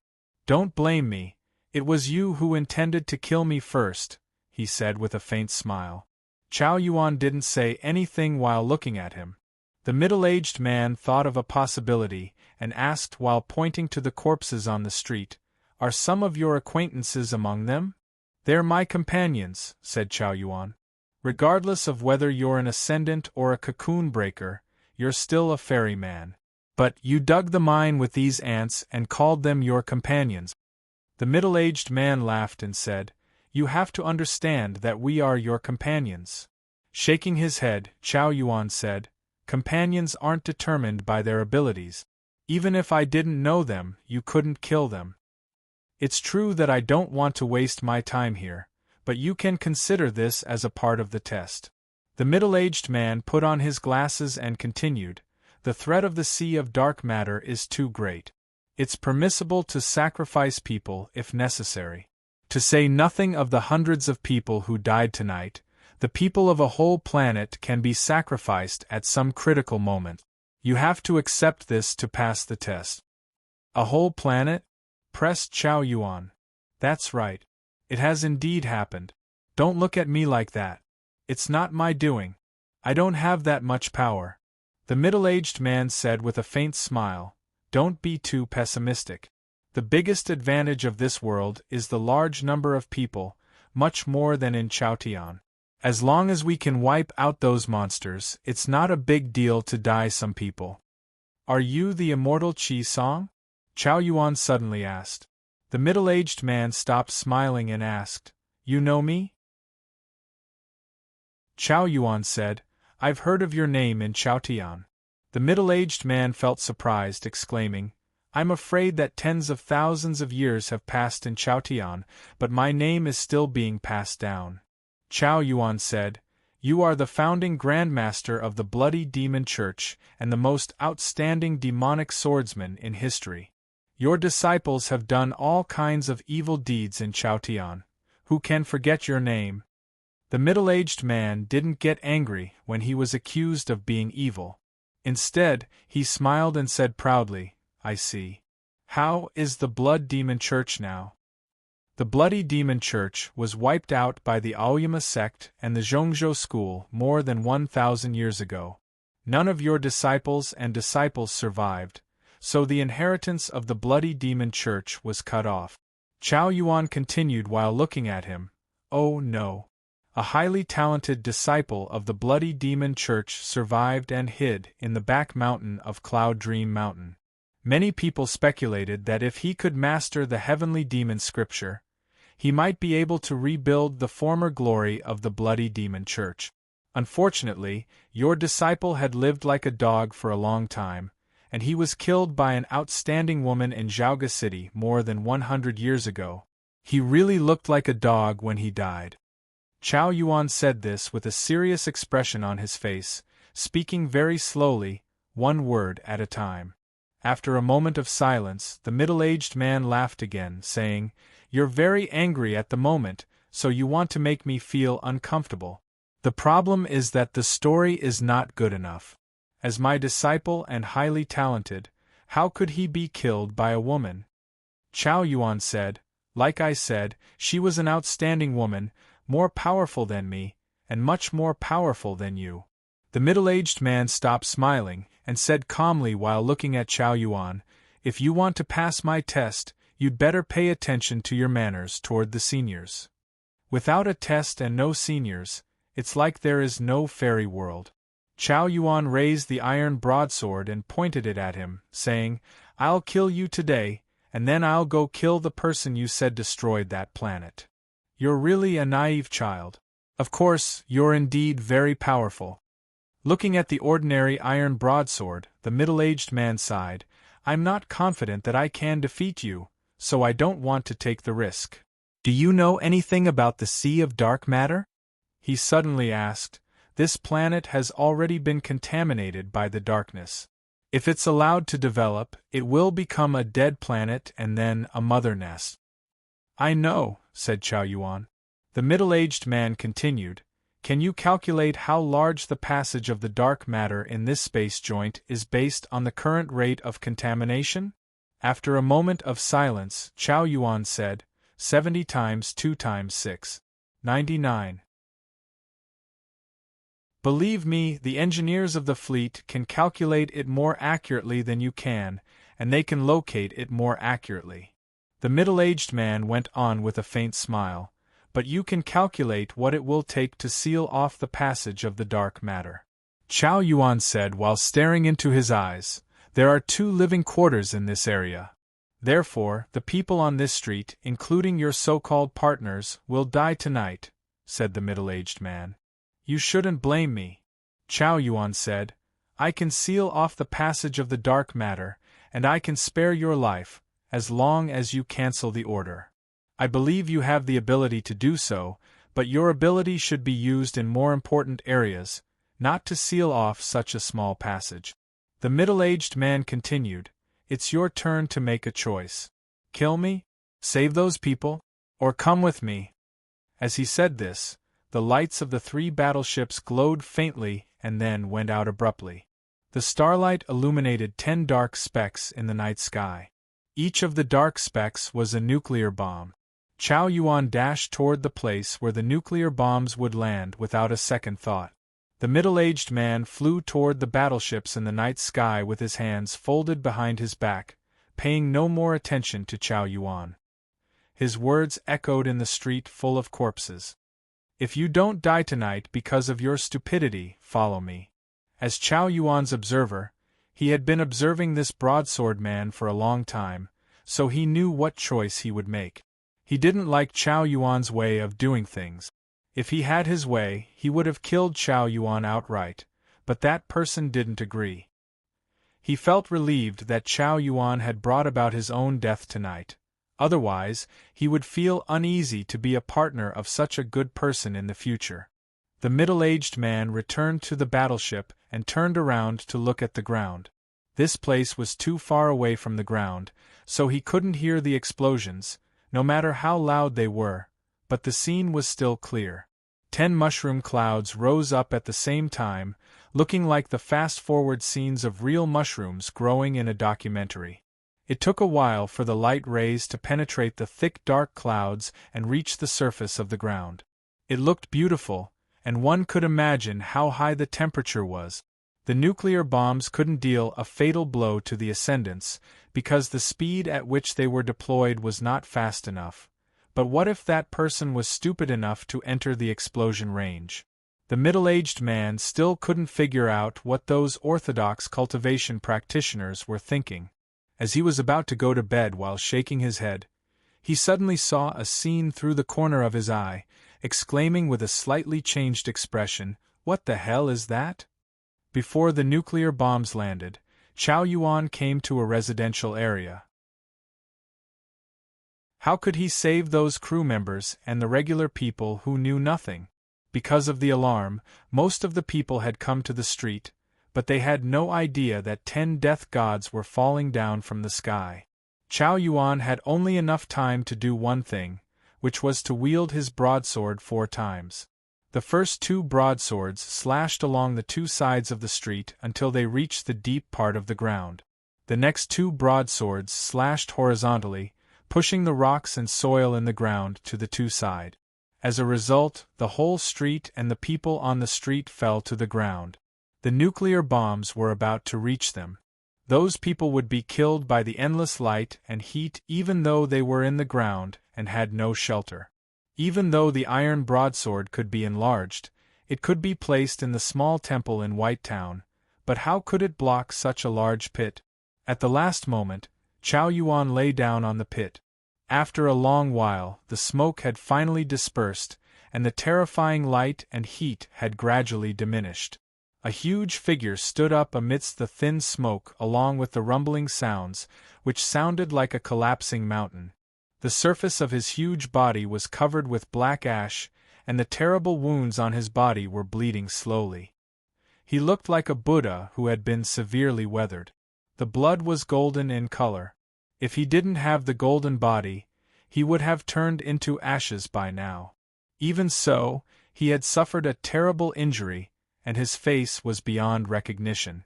The neighborhood had been destroyed beyond recognition. No, there was no neighborhood here. All the buildings had collapsed, and the molten lava that had just solidified could be seen everywhere. The corpses that looked like charcoal looked even worse. He couldn't save all of them. All the people in that residential area must have been killed. He stood in the ashes of the nuclear bombs while holding the iron broadsword and under the seemingly beautiful starry sky, pondering something with his head lowered. The cries could be vaguely heard in the deep end of the underground. He lifted his head and looked at the 3 battleships in the night sky, his face devoid of any emotion. "If you don't die tonight because of your stupidity, come with me." He still remembered what the middle-aged man said before he left.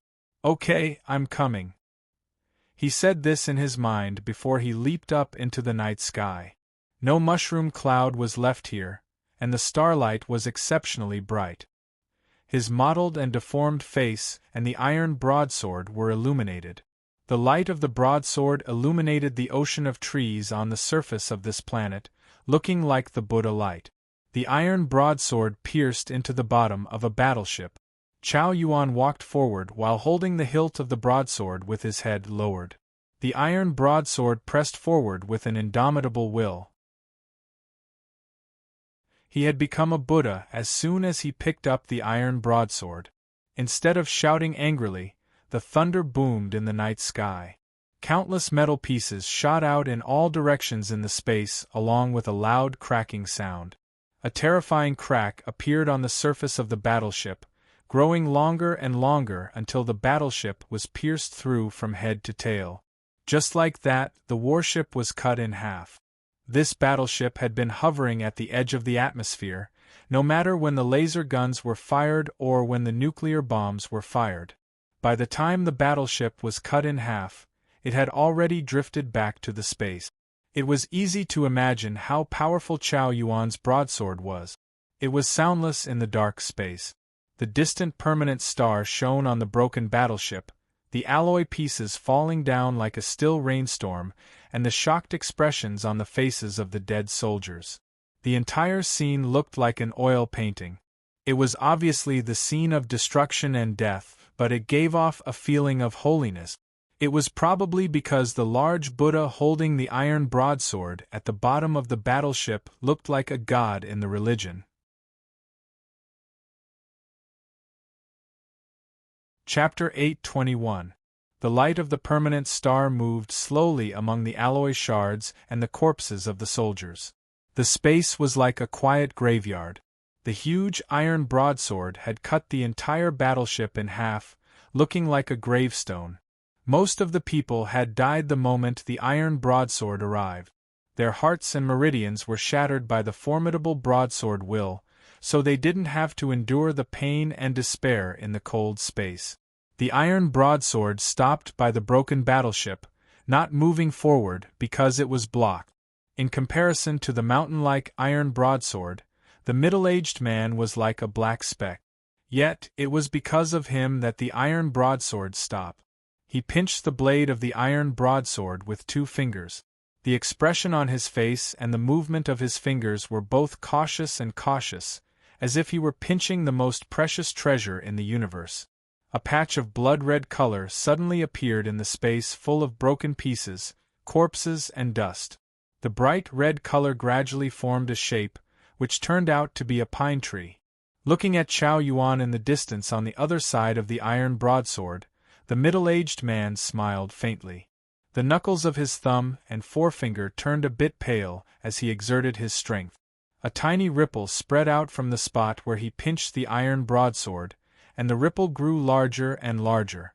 A ripple formed on the surface of the iron broadsword, which then turned into a terrifying wave, as the broadsword became deformed. It was soundless in the space, but those military swordsmen who hadn't been killed by the broadsword will and the people on the 2 battleships on the way seemed to have heard a crisp pah. The iron broadsword couldn't stand it any longer. Countless cracks appeared on it, and then it broke into hundreds of thousands of pieces, shooting out in all directions. Back in Chaotian, this iron broadsword had sliced heaven and earth and fought against the Snow Girl, and it had been deformed. Though the blade of the broadsword had a few cracks, it had never been seriously damaged. It could be considered an indestructible treasure. Unexpectedly, it was crushed by 2 thin fingers that night. The middle-aged man was indeed the founding grandmaster of the Bloody Demon Church and an ascendant tens of thousands of years ago.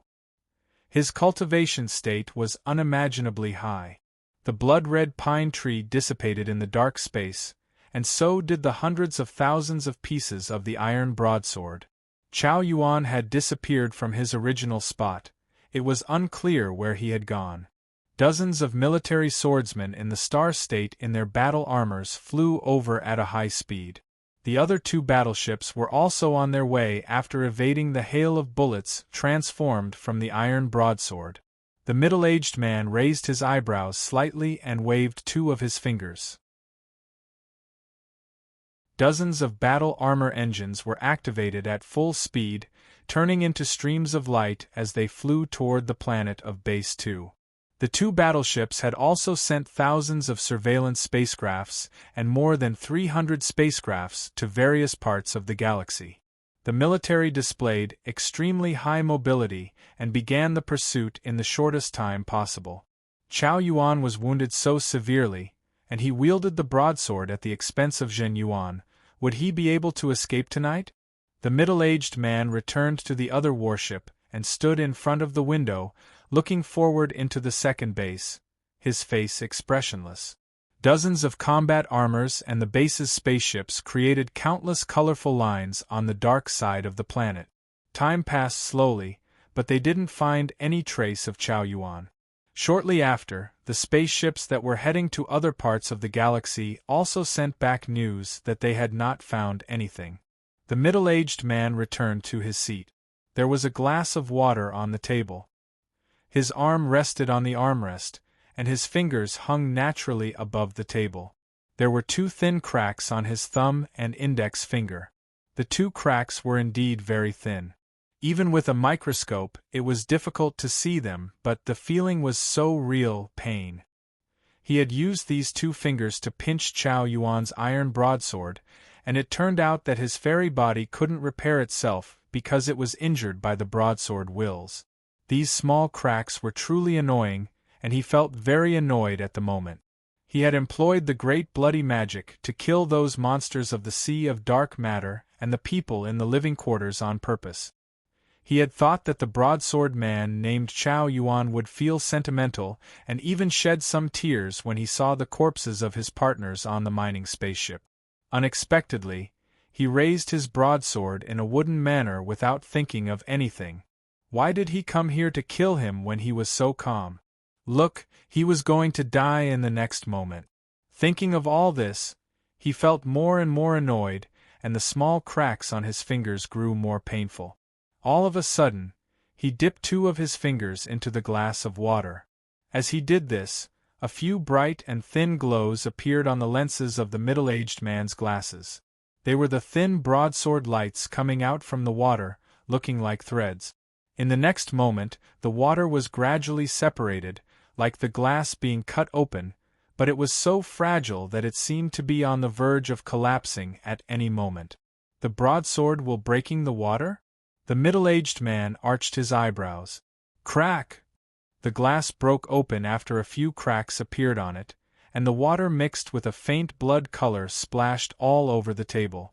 A young officer walked out from a dark corner of the room and said expressionlessly, "General Chi Song, please pay attention to the time."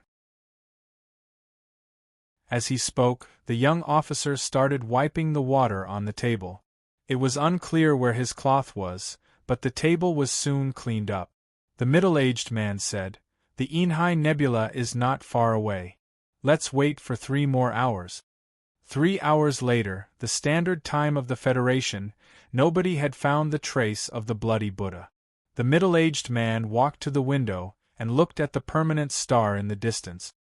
"Let's go," he said while arching his eyebrows in boredom.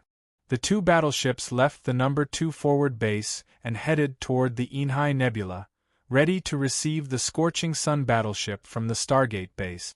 As for whether the nuclear bombs would explode and countless people would die during the welcoming ceremony, nobody except the middle-aged man knew. The tall green trees swayed restlessly in the wind, occupying this planet like the ocean. The craters on the surface of the planet were so obvious that they could be seen even in the space. In fact, it was all thanks to the permanent star in the distance. If they were too close to the permanent star, they wouldn't be able to see anything like the farthest planet.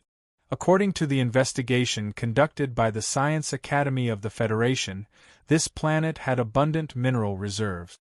The problem was that it was too close to the permanent star and extremely hot. Even the spaceships of the latest model couldn't get close to that area, not to mention land on the surface of the planet. The Federation had merely dropped a few bombs on the planet to observe it from a distance. The side of the planet facing the permanent star was unimaginably bright and unimaginably hot. The rocks seemed to have liquefied. There were no high mountains or low lands, and no signs of life could be found there. Some bubbles suddenly appeared in the half-liquefied rocks in an inconspicuous place, and then they never appeared again, as if what had just happened was just an illusion. The lava was flowing slowly, forming a shape that was similar to the stone Buddha statues that had been eroded by the wind for tens of thousands of years. The scorching sun battleship was moving forward slowly in the dark space. It was only a feeling that it was moving slowly. There was no point of reference in the vast space. Everything seemed to be still, including those permanent stars. Lying in the chair, Jingjiu looked at the seemingly eternal sea of stars outside the window. He suddenly felt like drinking a cup of scented tea, and was about to ask Zhong Lizi to make tea for him. He remembered that she had a special status at the moment, so she spent most of her time studying those divine scripts with Jiang Yuxia and Hua Shi. She was not in the room. A young officer walked out from a dark corner of the room. "What do you need?" he asked politely and emotionlessly. The moment he came to this room on the battleship, Jingjiu had found him and found him quite interesting. The young officer had no sense of existence like Jingjiu. Nobody noticed him when he stood in a dark corner. Seeing the pale face and symmetrical features of the young man, Jingjiu suddenly didn't feel like drinking tea anymore. "Are you a cyborg?" he asked. "Yes," the young officer replied expressionlessly. Jingjiu scanned the young man from head to toe with his gaze. He didn't say anything, but waved his hand to signal for him to go back. The young officer walked to a dark corner and turned back into a statue. Jingjiu pulled back his gaze and thought of Jian Shilai, who looked like a stone statue. Jian Shilai had a very high talent in sword work. Even Jingjiu admired him. Unfortunately, Jian Shilai had lost one of his arms back then, so his sword wills couldn't be merged perfectly. The ascended ferryman could have another arm, but it would be troublesome if it was not an original fairy body. It was thought that Jian Shilai wouldn't choose this option. Well, it would be better to install a mechanical arm on him. If he could get a laser cannon with a higher power, he wouldn't even need a flying sword. If the generator of the gravitational field could be made into superparticles, it would be even more powerful. As Jingjiu was thinking of all this, he suddenly heard the alarm, knowing that he was about to pass through the distorted hole again. A thin metal membrane appeared on the large French window, blocking the view of the sea of stars ahead. Chapter 8:22. This was the 7th time the scorching sun battleship had passed through the warped black holes. The time taken for the previous times varied. The longest time was about 90 minutes, and the shortest time was merely a moment. When the battleship passed through the warped black holes, the whole battleship would be covered with the composite material. The people on the battleship couldn't see the scenes in the passage, and all the observation systems would be disabled. In essence, this kind of traveling through space had surpassed the level of human civilization. It was for this reason that the battleship refused all the observation methods of the humans. As far as Jingjiu was concerned, this period was the most difficult part of his long space journey. He had been sitting in the chair since he left the Stargate base, looking at the sea of stars outside the window. Though he had a more important reason to pursue longevity, it was also meaningful to see more and different sceneries. There was no sceneries to see, and he didn't feel like doing mathematical problems in the last few days. What should he do then? The boring time would often act as a driving force to make him less lazy for the time being. He had finally walked out of the room. Thanks to the right of access provided by Ran Handong, Jingjiu had complete control over the scorching sun battleship. He didn't have to worry that the captain of the battleship would drive the battleship into a permanent star, nor did he have to worry about any mishaps. He could walk freely on the battleship without being seen or recorded. Jingjiu went to the center of the battleship, which was also the most heavily guarded area. It was a spacious storage room. Thousands of metal balls were locked on the walls on both sides by codes and physical devices, exuding an energy that could only be sensed by Jingjiu himself. The energy was not very strong, indicating that the radiation level was very low and wouldn't affect the health of the officers and men on the battleship. Jingjiu summoned his will slightly. The physical devices locking thousands of metal balls were activated, rising slowly from the platform along with the sounds of machinery and electric currents. Jingjiu waved his hand.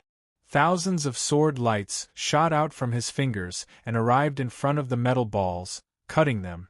"What are you doing?" Ran Handong's shocked and uneasy voice burst out behind him. Jingjiu spun around and found she was holding a laser gun in her right hand. Ran Handong approached him slowly, saying cautiously and nervously, "Stop it right now, otherwise." It was until now that she still didn't understand why her aunt suggested that she listen to Jingjiu's command, and she didn't understand why her father would give such a high right of access to Jingjiu. The more she thought about it, the more restless she felt. She had been paying close attention to all the systems of the Scorching Sun battleship. She was the cloud ghost of the highest level in the Federation of the Milky Way. Even Jingjiu had not noticed her, not to mention the battleships.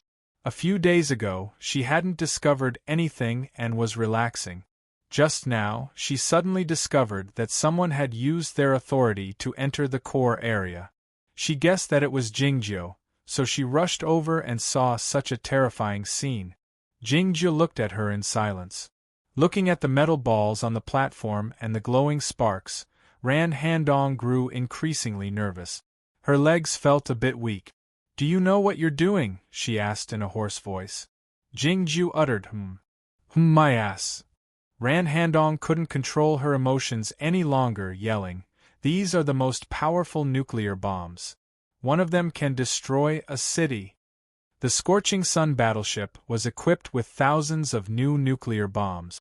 If all of them exploded, it was not a matter of who would survive the explosion, but whether the remnants of the battleship would be left behind. Jingjiu noticed that she was mentally unstable. To avoid trouble, he summoned his will slightly and shot her a deep glance.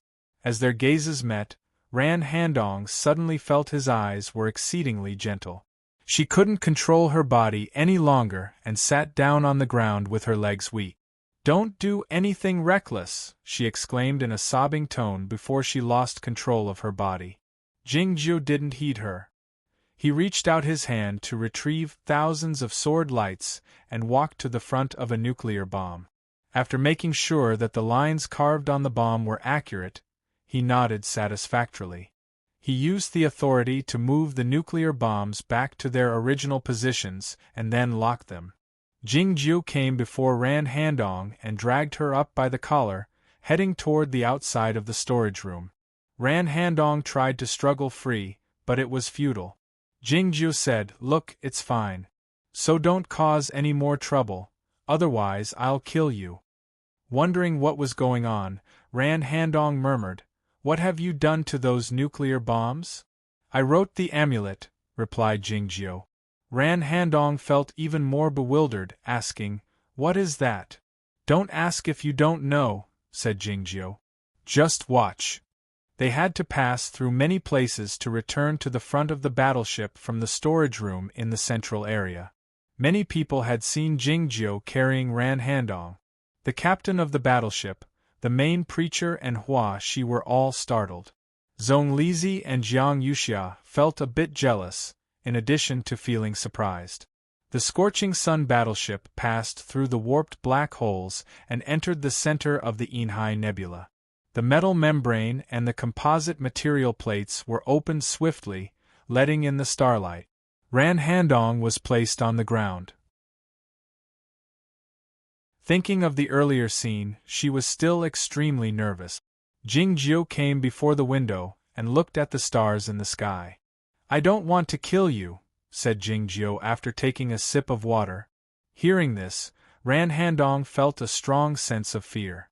It was because Jingjiu dared to kill her, even though her father was an important figure in the Federation of the Milky Way. The ring on Jingju's finger suddenly emitted a faint glow, reflecting the stars outside the window. Ran Handong didn't notice it. Jingju lowered his head to look at his ring. After a moment of silence, he raised his right hand. Ran Handong understood what he meant. She didn't dare stay any longer and left the room hastily. The ocean of stars was very beautiful. Standing before the window, Jingju gazed at the stars, but he was actually looking at something else. Back when he was on the Stargate base, he had installed a program in the ring to search for the news he was interested in. When the ring emitted a faint glow, it meant that the program had found the news he was interested in the most, which was the news related to the Ascendants. A very inconspicuous piece of news appeared in his consciousness. An earthquake occurred on the planet Lindeng. According to the analysis, it was possible that the mining company made a miscalculation when they used the crystal explosive bombs to mine the minerals. The humans in the Federation of the Milky Way had countless colonized planets and mineral planet. Most of the populace had never heard of this mineral planet Lindeng, so they didn't pay any attention to this piece of news. There must be some other reason why the program had alerted him. Jingju's awareness entered the interplanetary network and began to search for more information. Soon, he found dozens of photos and even 2 videos of the scene. The broken ores that were evenly distributed according to a certain function, the bullet shells that couldn't escape his sight, and the remaining energy in the wind all told him a fact. Someone had employed the all-in-one sword here. Jian Shilai was the most likely candidate. Only the newly arrived ascendants would use such a simple and brutal method to fight against the forces of the Federation of the Milky Way. The second piece of news was more sensational. The number 2 forward base, which the populace of the Federation paid close attention to, was invaded by the Sea of Dark Matter. More than 4,000 miners and workers in the living quarters were killed by those monsters. The Fourth Fleet was dispatched quickly and launched 10 high-speed nuclear bombs of high yield, successfully sealing off the passage through which the dark matter leaked out. However, they paid the price of 1 battleship and the lives of more than 3,000 brave soldiers. Seeing the dreadful bomb craters in the photos and videos of the news and the wreckage of the battleship in the space, Jingju fell silent for a while. It was Chao Yuan who was brave enough to block the nuclear bombs and powerful enough to hack the battleship. Jian Shilai had a mishap. Chao Yuan had a mishap. Who would be the next? Jingju felt that he had forgotten something. It took him a while to remember that he had forgotten the immortal Tan. Yet, according to the style of the old Tan, nobody would be able to find him. As such, it would be himself. Standing before the floor-to-ceiling window, Jingju looked at the sea of stars outside the window in silence. It was rare for him to feel a sense of expectation after so many years. Non-high energy warning ahead. I have to go to Shanghai for a meeting, pick up my precious niece, prepare for the New Year's Day, and return to my hometown in Chongqing. I've been traveling a lot these days, so I won't be able to write much these days, and it will be a bit rough. I strongly suggest that you read it on the 16th.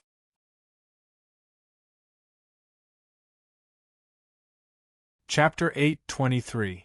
The Inhai Nebula was very large. The deeper one went, the denser the dust-like objects became. The distant starry sky became blurry, even impossible to see. In such a space environment, it was difficult to maintain absolute stability in the warp channel. For safety reasons, human spaceships would never enter unless there were special circumstances, and the speed of flight would also be reduced a lot. In other words, when a spaceship was traveling in the nebula, it was the easiest to calculate its flight path in advance, and it was the easiest to be attacked. Fortunately, this place was close to the most prosperous region of the Federation of the Milky Way, and the space pirates had been wiped out a long time ago. It was quite safe here. Besides, the Scorching Sun battleship was the latest model of the Federation. Who would dare attack it? When the journey is long and the scenery is the same, it becomes tedious. Jingju fell silent for a longer period of time. Zhong Lizi didn't know that he was preparing for the upcoming battle. She thought that he was in that kind of mood again, so she asked Jingju gingerly if he wanted to go back to the gaming cabin to have a look. "I'm not playing games," Jingju said. "I'm doing math problems." Thinking of her life in the apartment in the underground neighborhood, Zhong Lizi suddenly felt uneasy while looking at the wall-like window and the glowing dust of the starry sky outside the window. In such a short period of time, her life had changed so much, and now she was embarking on a journey to the main planet. It really made her feel like she was dreaming. It was all because of this young man in a blue hoodie. "I won't ask who you are or where you came from, but I really want to know." She looked into Jingju's eyes and asked sincerely, "Why did you choose me?" Jingju thought to himself that, if there was a reason, it could only be that he was wary of the immortal chi weapons such as nuclear bombs, and that the TV screen at home just happened to be showing that kind of news. That night, the female priest of the Stargate had asked Jingju a similar question, and his answer was that he didn't care. Gods did not need to care about such things. No matter how ordinary her talent was, or how ugly she was, it wouldn't affect Jingju's decision. He would still cure her illness, help her cultivation, and bring her to the University of Stargate to become the new female priest. But other than that answer, there really was another reason. To this world, he was a guest. Whether he admitted it or not, being a stranger in a foreign land was a difficult thing to bear. Especially that single word. He wrote that book and asked the Twirling Rain Company to change it into a game and promote it to the whole universe. Other than the insecurity, it was mostly due to the spiritual level. Though he didn't need them, he would like to find the ascendants from Chao Tian, especially those he knew, like the Immortal Tan, Chao Yuan, and Jian Shilai. Of course, the Snow Girl was the best choice. Zhong Lizi was the first person Jingju got to know in this world, and she was the first cause and effect. If the world was an endless sea of stars, she would be the anchor point. On the spiritual plane, it was a very important existence. Zhong Lizi waited for a long time, but Jingju didn't answer her. But she noticed that under the illumination of the starlight, the face covered by the blue hoodie became brighter, and the beautiful eyebrows became much gentler. Then she understood how important she was to him, and her eyes narrowed with delight. Just as she was about to take another step forward and sit on the deck chair, a shrill alarm suddenly sounded in the warship. Not long after, the door was violently pushed open. Ran Handong walked in the front, a grave expression on her face. Jiang Yuxia, Hua Shi and a few main preachers followed behind her, feeling a bit nervous. Out, before Zhong Lizi could finish her sentence, Ran Handong had walked past her and came before the deck chair. She said to Jingju quickly, "2 warships have appeared up ahead, refusing to communicate with them. They don't have any military marks. The warming up of the weapon system is over. Our warship has already collected the digital longitudinal waves." The collection of the digital longitudinal waves indicated that the Scorching Sun battleship had been locked on by the enemy and could launch an attack at any moment. Jingju got up and walked to the front of the floor-to-ceiling window, looking at the space outside. Ran Handong followed him and said, "The distance between the 2 warships is 1,300,000 kilometers. It's very difficult to slow down and turn around to evade the attack. And that's the entrance of the passage." Looking at the space outside the window, Jingju didn't say anything. Even though he had the fairy sword eyes, he couldn't see the scene more than 1,000,000 kilometers away, but he seemed to be able to see the 2 unnumbered warships. The alarm of the Scorching Sun battleship changed its tone. The messy footsteps could be heard in the distance, followed by the heavy sounds of machinery and the buzzing of the electromagnetic machine. In a short time, the protective shield of the battleship had been adjusted to the highest level, looking like a glowing drill in the dark space. Jingju folded his hands behind his back, the rings on his finger emitting a faint glow. Thinking of the scene she had seen in the warehouse in the central area, Ran Handong asked in a low voice, "Did you know about it a long time ago?" Jingjiu didn't pay any attention to her. Ran Handong came before him and asked through gritted teeth, "If you knew about it a long time ago, why didn't you tell us in advance?" "This is my problem," said Jingjiu. "I'll solve it myself." "How? By relying on the authority I gave you? Or those nuclear bombs that you've tampered with somehow?" Ran Handong couldn't stand it any longer. She looked at him as if she were looking at a madman, exclaiming, "We are in space! What can the nuclear bombs do?" The main hazards of the nuclear bombs were the shock wave, the light radiation, the penetrating radiation, the radioactive pollution, and the electromagnetic pulse. If the bombs were dropped on the ground, they could cause a great deal of damage. However, in the space devoid of air, the power of the nuclear bombs would be greatly reduced, and the damage of the light radiation, the radioactive pollution, and the electromagnetic pulse would have no effect on the people on the battleship. The battleship that could pass through the warped space wouldn't be affected even if a nuclear bomb exploded a few hundred kilometers away, and it didn't even need to put down the composite material. Jingjiu was aware of all this, but he still didn't pay any attention to her. Ran Handong exclaimed anxiously, "Don't act recklessly if you don't know anything about it. If you intend to bombard the monsters of the Sea of Dark Matter, you can do whatever you want, but it's useless." All of a sudden, the alarm on the battleship stopped ringing. The people in the room eyed each other speechlessly, wondering what had just happened. Was it possible that the two battleships were not dangerous, and what had happened was merely a misunderstanding? It was then that Ran Handong heard the voice in her bracelet. "What have you done?" she asked Jingjiu. "It's too noisy," replied Jingjiu. Hearing this, Zhong Lizi seemed to have guessed something. She let out a surprised scream reflexively, and then covered her mouth hastily. In the next moment, more and more surprised screams broke out on the battleship.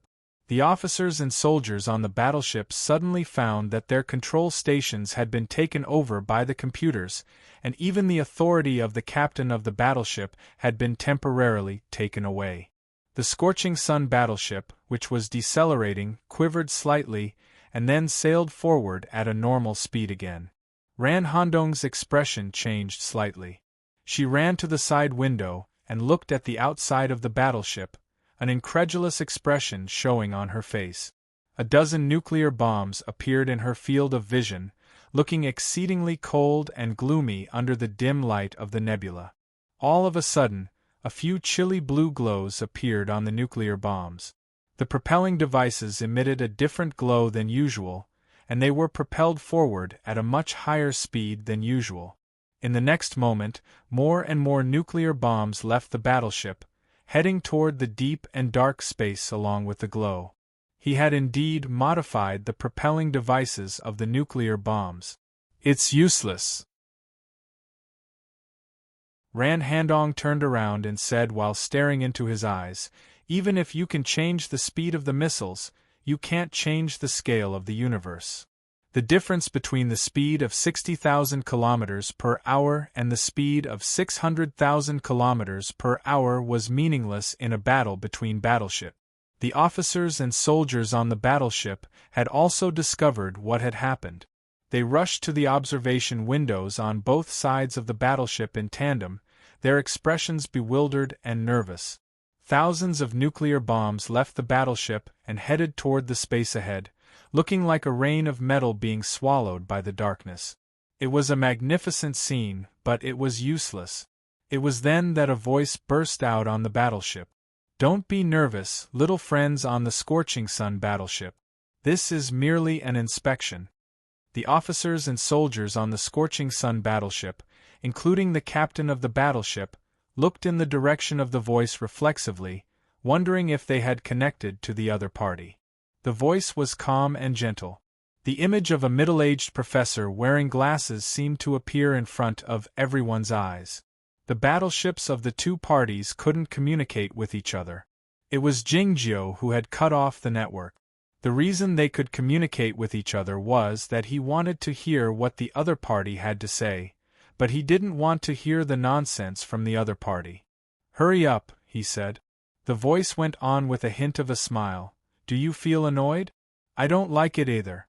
Fortunately, this is the last time. Jingju said, Yes, this is the last time.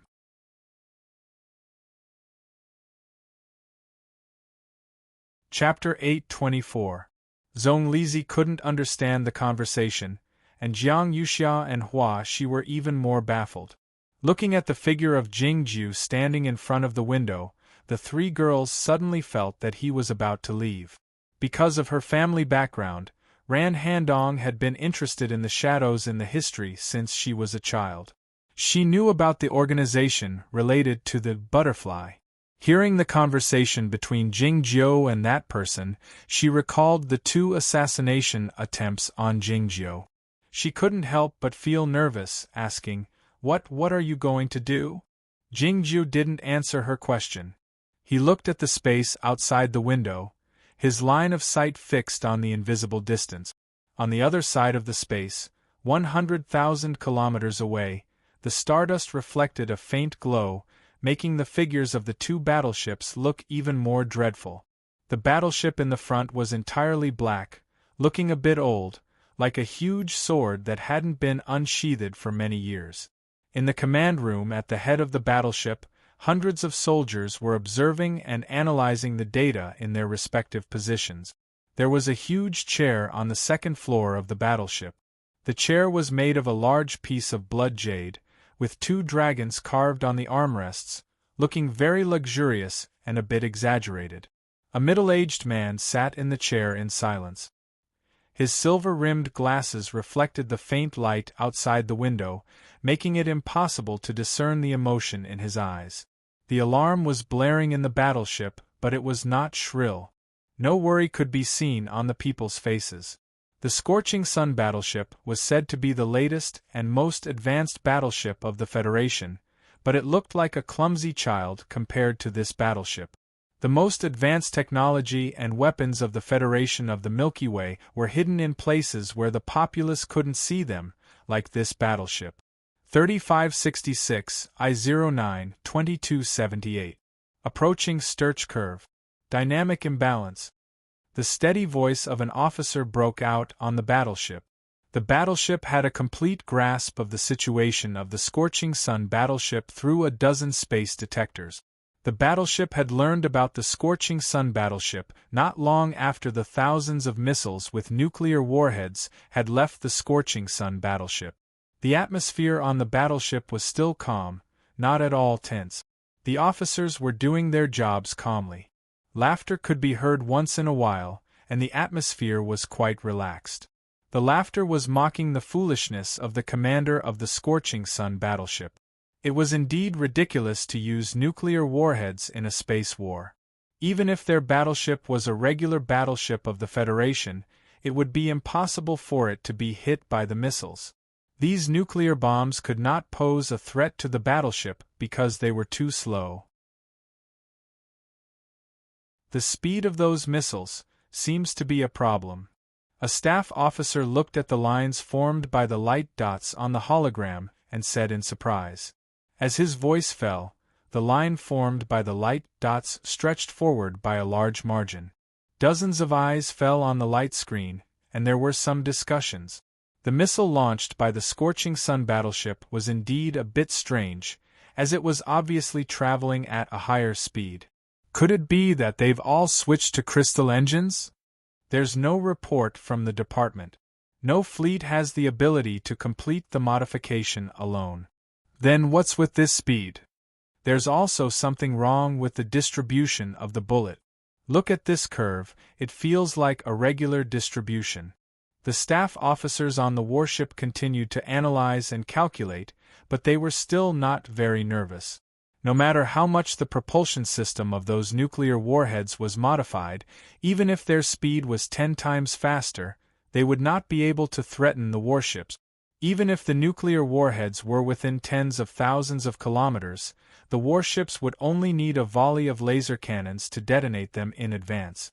A lieutenant colonel came before the chair made of blood jade and asked, "General, should we fire them in advance?"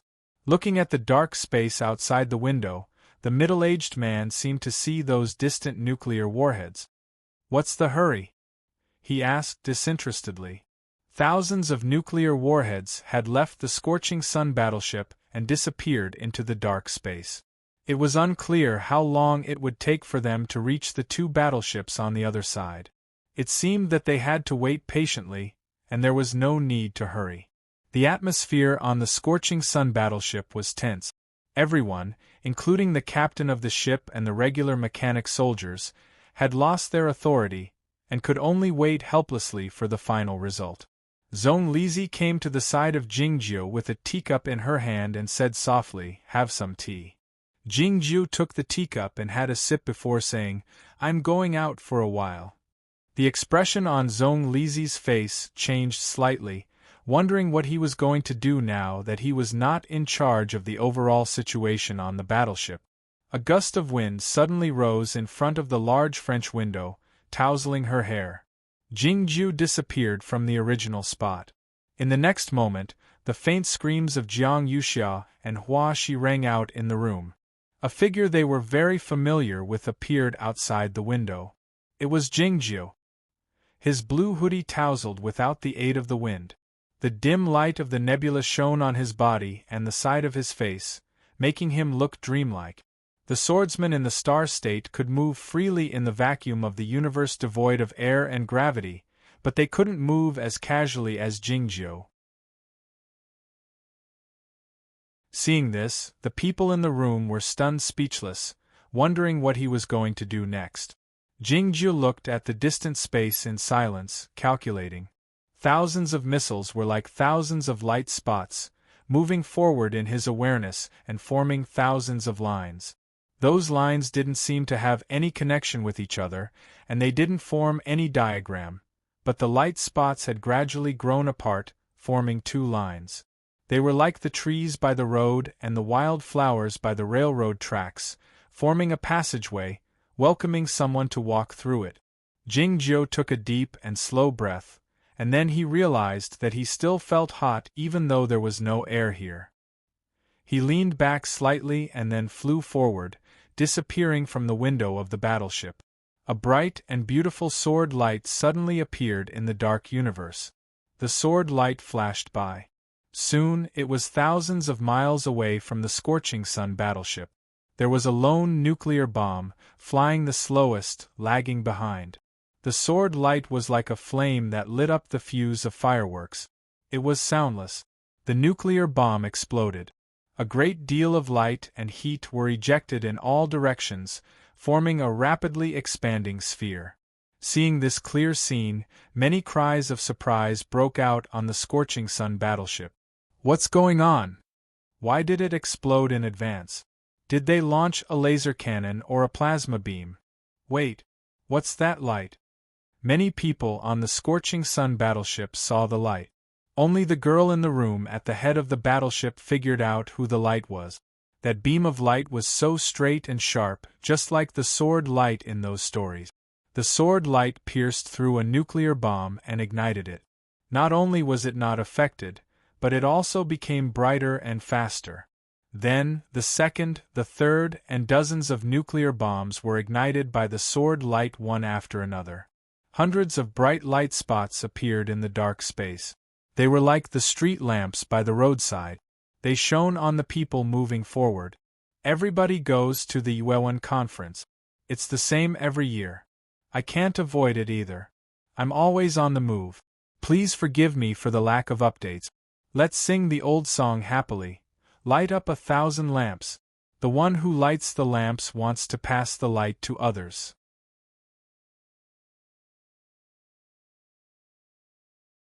Chapter 825. Zhong Lizi, Ran Handong and the others had rushed to the floor-to-ceiling windows a while ago, watching the marvelous scene in the space. Hundreds of nuclear bombs exploded one after another, scattering in all directions like fireworks. The sword light traveled faster and faster among them, leaving behind a long trail of flames, looking like a comet. The young girls were extremely nervous. Even if that person was a swordsman in the star state or even the inherited night state who was more powerful than they had imagined, wouldn't he die if he traveled through the nuclear bombs? It was well known that the high temperature in the center of the nuclear bombs was similar to the inside of a permanent star, and the terrifying light radiation was unbearable for humans. An alarm rang out on the unnumbered battleship. It was a real alarm this time. The alarm sounded a bit hurried, and the expressions on the people's faces grew a bit more solemn, but only a bit more. The explosion of the nuclear bombs launched by the Scorching Sun battleship was confirmed a few seconds later, and the data on the yield of the bombs had been obtained. The protective shield of the battleship was activated as soon as it could, and then it started preparing for the emergency plan. Standing in front of the light screen and looking at the nuclear bombs exploding one after another in the distance, the staff officers furrowed their eyebrows in bewilderment. At such a long distance, the explosions of the nuclear bombs wouldn't have any effect on the battleship. What was the commander of the Scorching Sun battleship thinking about? Hundreds of nuclear bombs had already exploded, and more were traveling at a high speed, as if they were soldiers who had received an order to gather at a certain place. No matter how fast the nuclear bombs traveled, they couldn't reach the battleship in a short time. The officers and soldiers on the battleship had enough time to analyze why the Scorching Sun battleship was in such a mess that day. The exploding nuclear bombs looked like countless fireworks shooting out in all directions, shining like the stars in the distant space, blocking the sword light hidden among them. Nobody noticed the sword light, save for the middle-aged man sitting on the chair made of bloodjade. He was an ascendant from Chao Tian and a grandmaster who founded the Bloody Demon Church, a true ferryman, so he could sense the changes of the energy of heaven and earth. A blood-red glow covered his eyes, looking a bit eerie. In the next moment, a few complicated amulets appeared on the smooth lenses of his glasses. The sword light that shuttled between the exploded nuclear bombs was reflected in his eyes. After a moment of silence, he curled up the corners of his mouth and murmured, "Interesting." The first thing any ascendant from Chao Tian to the Federation of the Milky Way did was to learn how to deal with this kind of fairy energy weapon. These ascenders were all true immortals with indestructible immortal bodies.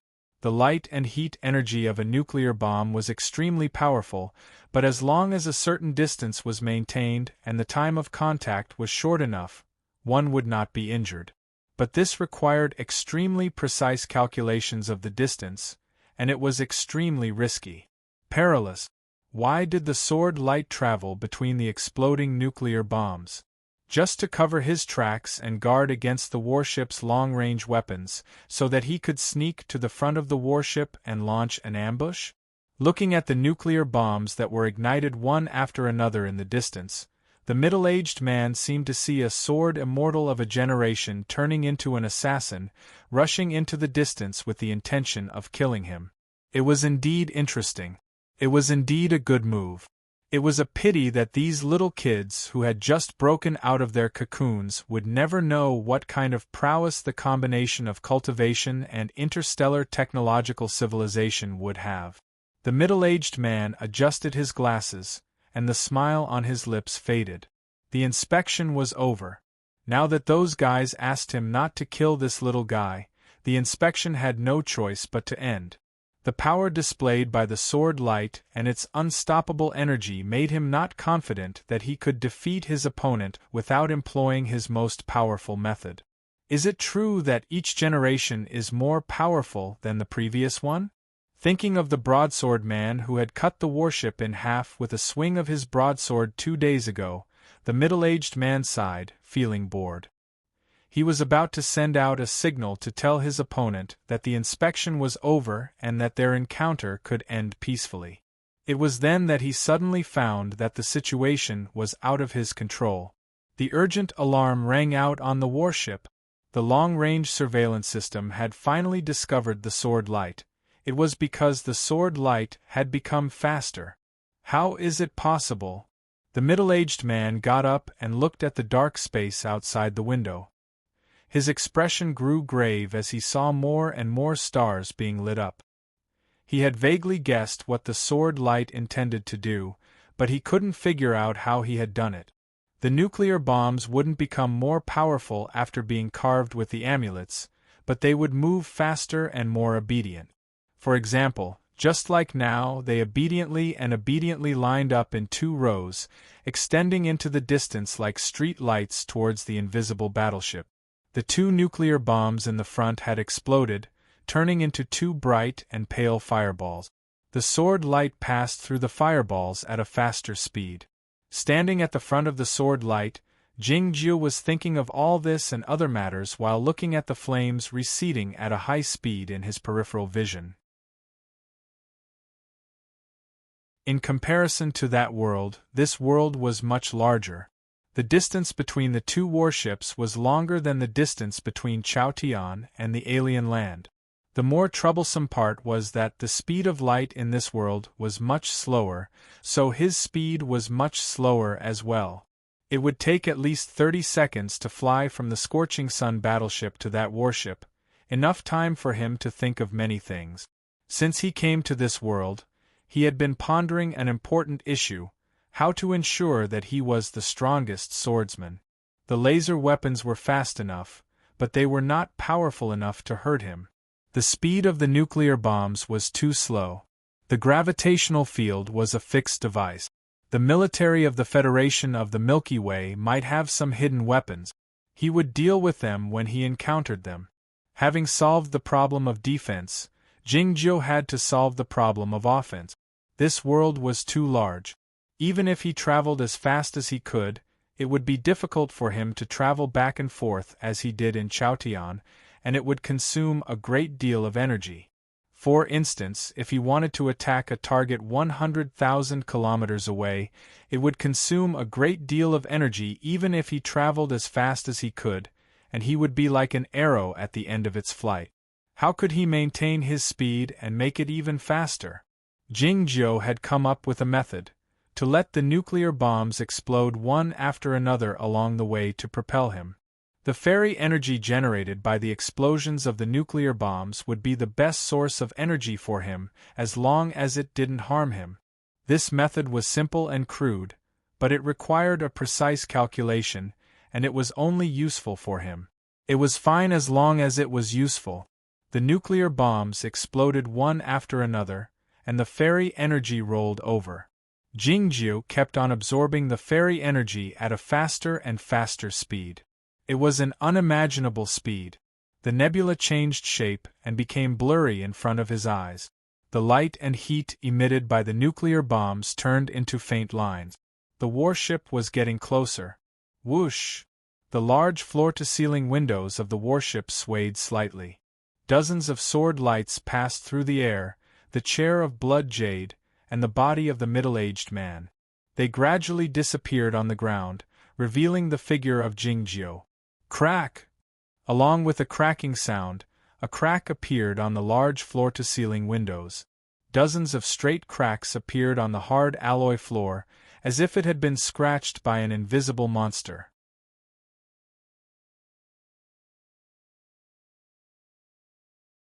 Chapter 8:26. As the sword light approached, the alarm on the black battleship grew more and more urgent. The middle-aged man's glasses couldn't conceal the grave expression in his eyes.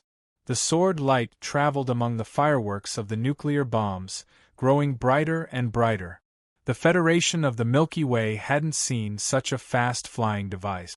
The people on the battleship looked at the image on the light screen, their faces full of shock and incredulity. What in the world was that? How could it fly so fast? As the people were guessing what it was, the speed of the sword light had increased to an unimaginable level, and it had even disappeared from the light screen. In the next moment the scene took place. A crack appeared on the floor-to-ceiling window. A crack appeared on the ground.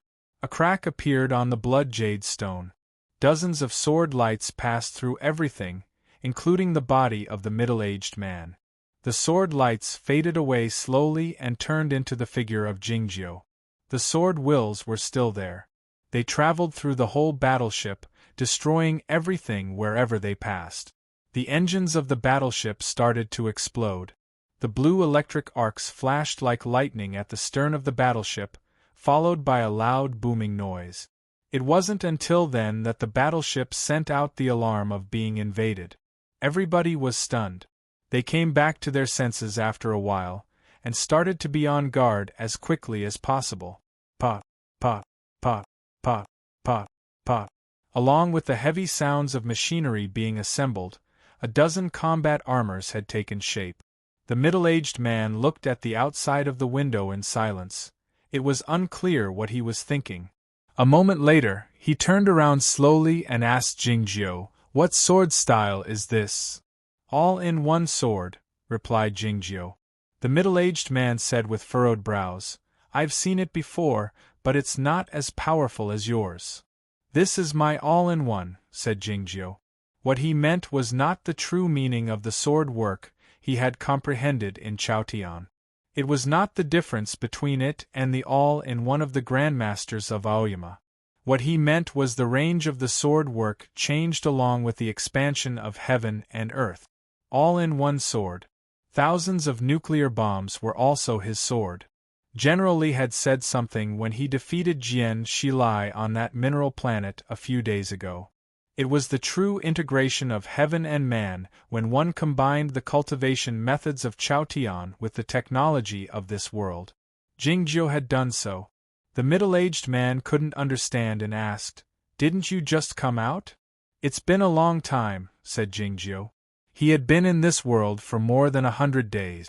It was indeed a long time. Back when he was in the small village in Chaotian, it only took him 9 days to get everything prepared. The middle-aged man shook his head and said, "No, it's not that simple." Jingjiu had to admit that it was not easy to use this sword.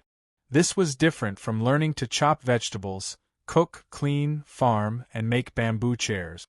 He had prepared for this strike for a long time. Tengu, who was in the underground laboratory of the Stargate, had given him the detailed information of all the warships and nuclear bombs of the Alliance.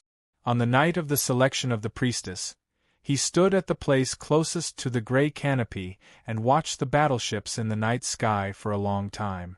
On the soft chair in the underground apartment and on the chair on the balcony of the Stargate Hotel, he had calculated for many nights. In the end, he came up with this plan. "You're indeed very formidable, and your calculation and method are outstanding," the middle-aged man continued while staring into his eyes, "but if I hadn't been wounded first, you wouldn't have been able to kill me." Thinking of what had happened on that planet, Jingjiu asked, "Was it you who went to kill Chao Yuan?" "I went to pick him up," said the middle-aged man. Jingjiu said, "The person who asked you to pick him up wanted you to die." He had already guessed the identity of this middle-aged man. People with different beliefs could make their own plans, but most of the time it was a fight to the death. The middle-aged man was the immortal Chi Song of the Bloody Demon Church. He had done all kinds of evil deeds in Chaotian. Though he restrained himself a bit in this world, he was still ruthless when it came to killing. Chao Yuan was the disciple of the Guoqing temple experiencing the mortal world and the broadsword king guarding the wind and snow alone. Though he had killed many people, he was a benevolent man. When they met, heaven and earth would shatter. "What I don't understand is, why do you want to kill me?" It seemed that the middle-aged man was truly baffled. "Because you want to kill me," said Jingjiu. The middle-aged man sighed. "It's merely a test." Thinking of the bullet he caught in the square and the laser guns dropping down from the night sky, Jingjiu fell silent for a while. Then, he said, "Die." Having said that, the middle-aged man died. The immortal Chi Song was the most outstanding demonic swordsman of the deviant sects in the history of Chaotian. He founded the Bloody Demon Church, and caused a great deal of suffering for tens of thousands of years, until Lu Shui. However, he died that day before he could react to the sword light. The 2 small wounds on his thumb and forefinger suddenly became deeper, and 2 pieces of his fingers fell off. In the next moment, His ears, nose, hair and flesh were all cut into pieces, and then chopped into mincemeat. Even his 3 spiritual souls, 10,000 demonic wills and 9 paper corpses were cut into the tiniest particles and then turned into green smoke by the sword fire. A few drops of blood seeped out, drifting in all directions with a devilish intent. As they were about to touch those soldiers, they were cut into nothingness by the sword light. No matter how many magic methods you have, I'll cut you all down with one swing of my sword. Those soldiers didn't know that Jingjiu had saved their lives. They raised the weapons in their hands and started to attack. A dozen battle armors charged at him at a high speed while emitting a deep buzzing sound. The inside of the battleship was filled with the smoke from the missiles and the random laser beams. Jingjiu raised his right hand. The missiles lost their direction and shot to other places at an oblique angle. A dozen violent explosions took place on the battleship. Many large holes appeared on the battleship, which was already badly damaged. The laser beams hit his body accurately, but they couldn't do any harm to him. The surface of his body was too tight and smooth, like a metal that had been combined by a super strong force. Most importantly, he started to move. The inside of the battleship was illuminated by the sword lights. The sword lights appeared on the transparent masks of the battle armors, the surfaces of the control stations used by the soldiers as bunkers, and the engines of the escape spaceships that were in the process of being activated. Thousands of sword lights seemed to appear at various places on the battleship at the same time. Then, countless crisp, cutting sounds could be heard. Crack! Crack! The whole world was quiet, save for the exploding engines at the rear of the battleship. Jingjiu pulled back his right hand. A faint sword will was twirling around his finger. The large chair made of blood jade was cut in half, and the 2 lively dragons were dead. A pair of glasses with silver rims was among the broken pieces of jade. Jingjiu picked up the glasses and held them in his hand. The immortal Qi song had a profound cultivation state, much more powerful than Bai Ren's. Among all the enemies he had encountered in his life, the Snow Girl was the only one who was more powerful. Even with the help of thousands of nuclear bombs, Yuan Chu could only use the all-in-one sword, which was the most powerful move he had. Logically speaking, he should only be able to injure this person severely. It would be difficult for him to kill his opponent completely. Even if Yuan Chu used his brain to think, he would know that the blood demon ancestor had countless secret techniques that could save his life. Yet, he had been wounded severely by the broadsword earlier. When was the last time the all-in-one sword of the Aoyama sect and the broadsword of the small temple in White Town met? Lu Xi had wielded his sword toward the scorching sun gorge before he turned into the spring rain.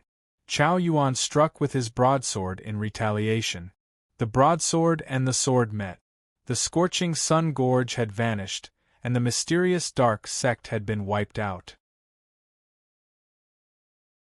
Jingjiu's sword and Chao Yuan's broadsword met in the body of the immortal Qi song that day. No matter how powerful the immortal Qi song was, he had no choice but to die. Who in this universe could withstand such a collision of the broadsword and the sword? Since you intend to kill him, why did you say that to sow discord between us? A calm and nonchalant voice rang out. The black battleship was on fire. The 3 systems were all destroyed, and the shielding doors had all lost their effectiveness. The whistling sounds and explosions could be heard everywhere. In such a chaotic environment, the voice could be heard clearly and accurately by Jingjiu's ears. That person was not on the battleship. It was a long-distance call. Jingjiu said while rubbing his damaged earlobe, "That statement was meant for you."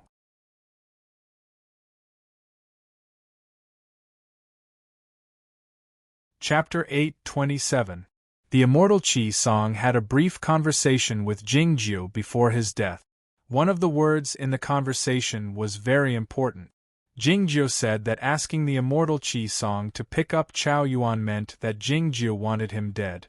This speculation might be correct or wrong, But no matter what, the immortal Chi Song was going to die by Jingjiu's sword, and all the people on the battleship would die as well. As such, it was meaningless for Jingjiu to say it out loud. It was because he knew that someone had been communicating with this black battleship from a long distance and was watching everything that was happening.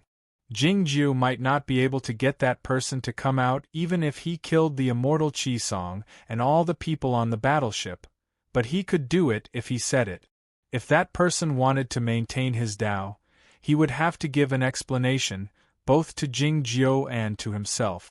Put down the butcher's knife and become a Buddha on the spot. Chi Song was willing to join our cause. I had no reason to refuse him. The calm voice echoed like a bell in the battleship that was gradually being destroyed. You shouldn't have killed him. Chao Yuan's voice sounded like a bell, but it sounded hoarse and unpleasant, like a broken bell. In comparison, Jingjiu preferred Chao Yuan's voice. It was evident that he had never put down his broadsword. Otherwise, Chao Yuan wouldn't have raised it to hack at him. Jingjiu looked at a spot diagonally above the battleship. The battleship was so badly damaged that it couldn't adjust itself. All the objects on the battleship had flown up and were flying everywhere in the air. There was a cable connected to a vibrating sound-amplifying valve, which was where the voice came from. Jingjiu didn't ask if the person was General Li or someone else, as he continued, and he intended to kill me. The person said, "You should be aware that we don't intend to kill you, otherwise you wouldn't have dared write that book." "It looks like I was wrong," said Jingjiu. The person said, "The cultivation practitioners have a long life. Sometimes they have to face challenges again and again in order to find the meaning of their lives, and sometimes they have to strengthen themselves." "Have you been tested as well?" asked Jingjiu. The person said, "All the cocoon breakers have to go through this process before they can become butterflies." "Only a little child would say such a thing," said Jingjiu.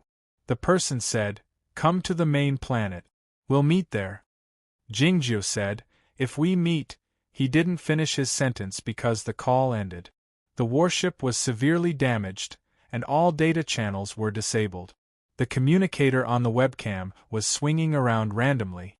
It didn't look like a lost butterfly, but more like a kite in the wind that could be torn apart at any time. Jingjiu flew a few hundred kilometers away from the battleship and turned around.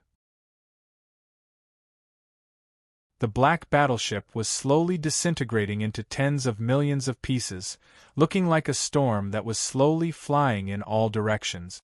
Even further away in space, another black battleship was entering the warp hole. Most of the battleship's body seemed to have disappeared into the void, leaving only its tail outside. Dark blue light shone around it. It was a very magical scene. He turned around and flew toward the Scorching Sun ship. Thousands of nuclear bombs were still exploding. Some had already dissipated, while others were still emitting intense light and heat. Relying on the immortal energy in space that had not dissipated, he flew back hundreds of thousands of kilometers effortlessly. Looking at the warship that had participated in his assassination, for some reason, he felt a sense of familiarity. The name of the Scorching Sun ship was the same as that of the Scorching Sun Gorge, so it was auspicious for him. No, it should be because he had someone close to him on the battleship. Cancel the alarm. Attention, all personnel on the battleship. The battleship is on standby. The data will be checked again in 3 minutes. The emotionless electronic voice echoed in the Scorching Sun ship. The captain of the battleship, the staff officers, and the regular mechanic soldiers came back to their senses after a while. They returned to their posts as quickly as possible and started to operate the ship. No one knew what had happened. Why did the battleship encounter 2 black battleships that were obviously hostile before the space passage of the Enhai Nebula, the safest sailing route in the Federation of the Milky Way? The existence of the 2 black battleships was already unbelievable. How could they hide from the eyes of the Federation of the Milky Way without any serial numbers or digital markings? The officers and men of the Scorching Sun ship were ready for the battle with bewilderment and nervousness, but they suddenly found that their authority had been taken away, and the battleship was in the hands of someone else. As everybody was ready to face death, they found that thousands of nuclear bombs on the battleship had been launched. Thousands of nuclear bombs exploded one after another, illuminating the dark universe and forming a road leading to a distant place. Nobody could understand what had happened next. It was because nobody had seen the sword light except for the 4 girls by the window of the room. One of the black battleships was set ablaze and disintegrated. The other black battleship fled in a panic, disappearing from sight. "Please get out of the way. I want to know what has happened," the captain of the Scorching Sun ship said while staring into the eyes of the main preacher. "You might be an important figure on the Stargate base, but this is my battleship. What has happened just now has proved that this is not your battleship." The main preacher continued calmly while looking at him.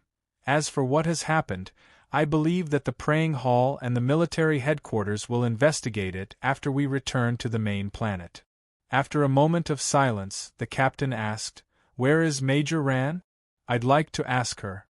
The main preacher said expressionlessly, "Major Ran is dealing with some urgent affairs. I'll tell you what you said. She'll come to you when she is done." Having said that, the main preacher turned around and entered the room, saying nothing more. The captain remained silent for a long time while looking at the closed door of the room and thinking of the terrifying scenes earlier. He turned around and left as well. In the bedroom in the deepest part of the suite, Zhong Lizi was helping Jingjiu put on his clothes. Seeing his pale profile, she couldn't help but ask after a long moment of hesitation, "Are you all right?" Jingjiu uttered and said, "I'm a bit tired." Zhong Lizi was well aware of his temperament. If he said he was tired, he would be really tired and extremely tired. She couldn't help but feel worried. Pushing open the door, she motioned for Jiang Yuxia and the others to leave first so that he wouldn't be disturbed. Jiang Yuxia hesitated a bit, but she didn't say anything in the end. She walked out of the room holding Hua Xi's small hand. Ran Handong didn't leave. After staring at Jingjiu's face for a long time, she suddenly asked, "Are you really the new god?" Jingjiu didn't pay any attention to her. He lay on the chair. Zhong Lizi looked at Ran Handong and said rudely, "Please get out of here." Ran Handong had no choice but to walk out of the room after glancing at Jingjiu a few times reluctantly. As Zhong Lizi turned her head around, she found that Jingjiu had already fallen asleep. His face was a bit pale. She sat by the chair and caressed his face sympathetically. It was her birthday today, so she said those things to him and invited him to have dinner together, like what they had done in the apartment. It was a pity that she had encountered such an incident. Looking at the outside of the window, her pretty eyes and brows were illuminated by the sunlight. Some of the thousands of nuclear bombs had been extinguished, and some were still burning. It seemed that countless fireworks were taking place in the dark space. They also looked like burning butterflies. End of the 8th volume, attached at the end.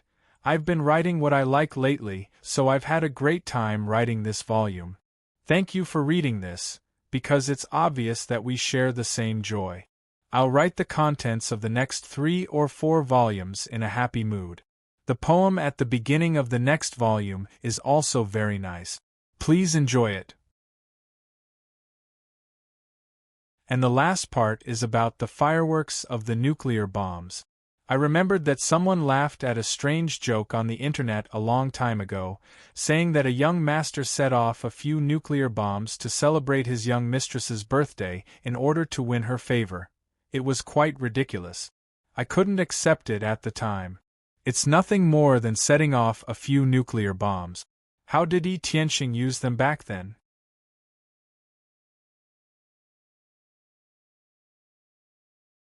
Chapter 828. When you look at me, my eyes are the key, the walls have secrets, my fears have words and poems. Only you can make my memories into a traveler obsessed with them, a ball of inexhaustible flame. The enlightened man, Alexander Pizarnik. Though the universe was not infinite, it was almost infinite for the intelligent beings living in it. Since it was a vast world, it had many different sceneries.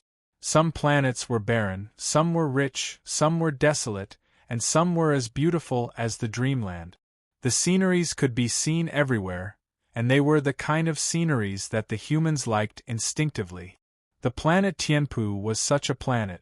After being modified by the distant ancient civilization for a great many years, the ecological system of the whole planet was almost perfect.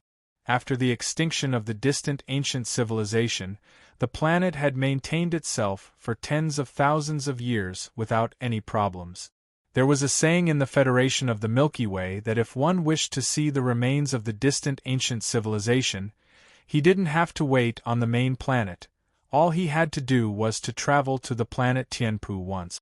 For these reasons, the Federation of the Milky Way protected this planet strictly, forbidding all mining and heavy industrial development. Besides the development of the ancient agriculture and tourism, the only thing one could see on this planet were the sanatoriums and universities built by the private financial group. Countless green fields were spread out on the surface of the planet like a blanket, and then they were cut into innumerable small pieces by the automatic farm machinery. The fields had different colors depending on the variety of the crops and the passage of time. The Northwest University of China, the best university on the planet Tianpu and famous in the Federation of the Milky Way, was located in the midst of the endless field. The old-style fortress-like buildings were as eye-catching as Professor Go's broad forehead. Professor Go was an ordinary professor, and his only distinguishing feature was his protruding forehead. It was unclear whether his forehead was filled with fortune or wisdom. However, since he could become a member of the Nuclear Research Institute of Northwest University China with a high authority, his forehead should be filled with wisdom. The immortal Tan had come to this world more than 100 days ago. In comparison to the legendary experiences of Jian Shilai and Chao Yuan, his story was rather ordinary, or it could be said that he was extremely lucky. After leaving Chaotian, he didn't encounter the monsters of the Sea of Dark Matter or the fleet of the Federation of the Milky Way. He landed on this beautiful planet. Like all ascenders, he began to learn. What was different was that after mastering some basic knowledge, he didn't do anything else. First, he used the Cloud Dream Mountain's 3-Qian trigram to change his name. That person's name was Stay Away. Then, he used the most basic computer methods to modify the archives of a certain Northwest University China tutoring class without being connected to the internet. He began to play the role of a tutor and used a series of inconspicuous methods to enter Northwest University China. At the Northwest University of China, he played the role of a regular scholar who didn't know how to cultivate. He traveled back and forth between the dormitory, the research institute, and the library every day. He was very careful when surfing the internet, so he wouldn't touch any sensitive information. He wasn't like the foolish Jian Shilai, who was eager to show off his computer skills, nor was he eager to save the world like Chao Yuan. Jing Jiu's appreciation for him was reasonable. If it were not for the fact that he needed to enter the Northwest University China Nuclear Research Institute, he would definitely hide in the vast farm for 60 years. No one would be able to find him. In the eyes of the students, Professor Go was uninteresting. His way of talking was not humorous, and his knowledge was not outstanding. Of course, it was not that he didn't have any knowledge at all. He was at the level of a regular professor. And he didn't have any hobbies. What they didn't know was that Professor Go would do two things every day after he returned to the dormitory: watch the news and watch the internet. Watching the news was the best way to learn about this world, and watching the internet was the best way to learn about the people in this world. The news in the Federation of the Milky Way was about the war with the Sea of Dark Matter and the dangers encountered by the colonized planets, which made the immortal Tan feel that the planet Tianpu was peaceful and beautiful.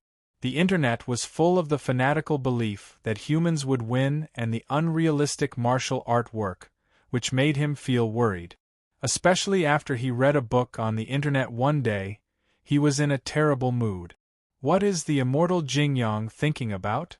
Looking at the words on the light screen, the immortal Tan said with a sigh, "You have written our Cloud Dream Mountain as the antagonist, but aren't you afraid that the previous ascenders will come to you?" He understood why Jingjiu wanted to write and dared to write the book, The Path Toward Heaven. The Aoyama sect had accounted for 6 of the more than 20 ascenders in Chaotian since the ancient times. If he could get in touch with these grandmasters of his sect, Jingjiu would have nothing to fear. The resources of the Zhongzhou school were a bit lacking, and the Bai family had been in power in the last few thousand years, so he didn't dare take the risk.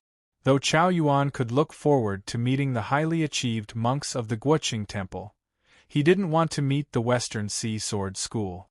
Thinking of all this, the immortal Tan rubbed his forehead, feeling satisfied with his decision. Then, he looked at the light screen in front of him again. The treatment of a professor was much better than that of a minor. He arranged 17 television sets in the room, the light screens scattered here and there, looking like the patches on a beggar's clothes. A few news scenes appeared on the television sets one after another. A mining planet called Lindeng experienced a violent earthquake. The emergency department of the government and the mining department handled the situation well, and only one person died. The number 3 forward base showed signs of being invaded by the Sea of Dark Matter. A fleet used a nuclear bomb to barge into the space passage to block it, resulting in a great number of casualties among the civilians. The immortal Tan felt something was out of place. He remained silent for a long time after calculating on his fingers. No matter who was in trouble, he had no choice but to ignore it for the time being. Only by solving the problem of miniaturization of the nuclear engine could he have the support of the fairy energy and travel across the Milky Way freely. By then, he would be safe and he would leave this place. As he was about to turn off the television and start his research, he suddenly heard a familiar name on a television. The successor of the priest of the Stargate, Miss Zhong Lizi, has arrived on the main planet on the Scorching Sun battleship. She is warmly welcomed by the officials of the government of the main planet and the College of Priests. Most of the news was broadcasted live, and it was the same that day. The distance between the main planet and planet Tianpu was very far, but the signal transmitted by the miniature warped passageway would arrive in a short time. Looking at the lively scenes on the television, the immortal Tan wished that he wouldn't see that person.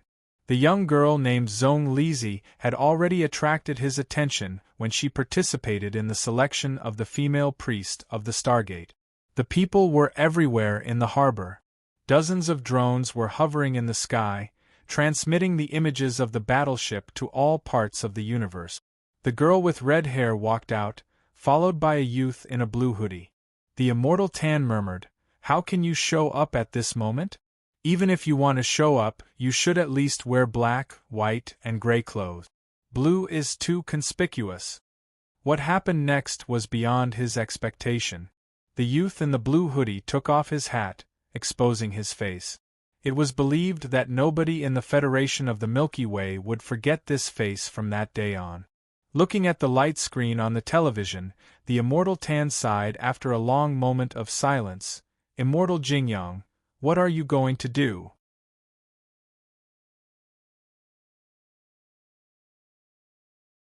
Chapter 829.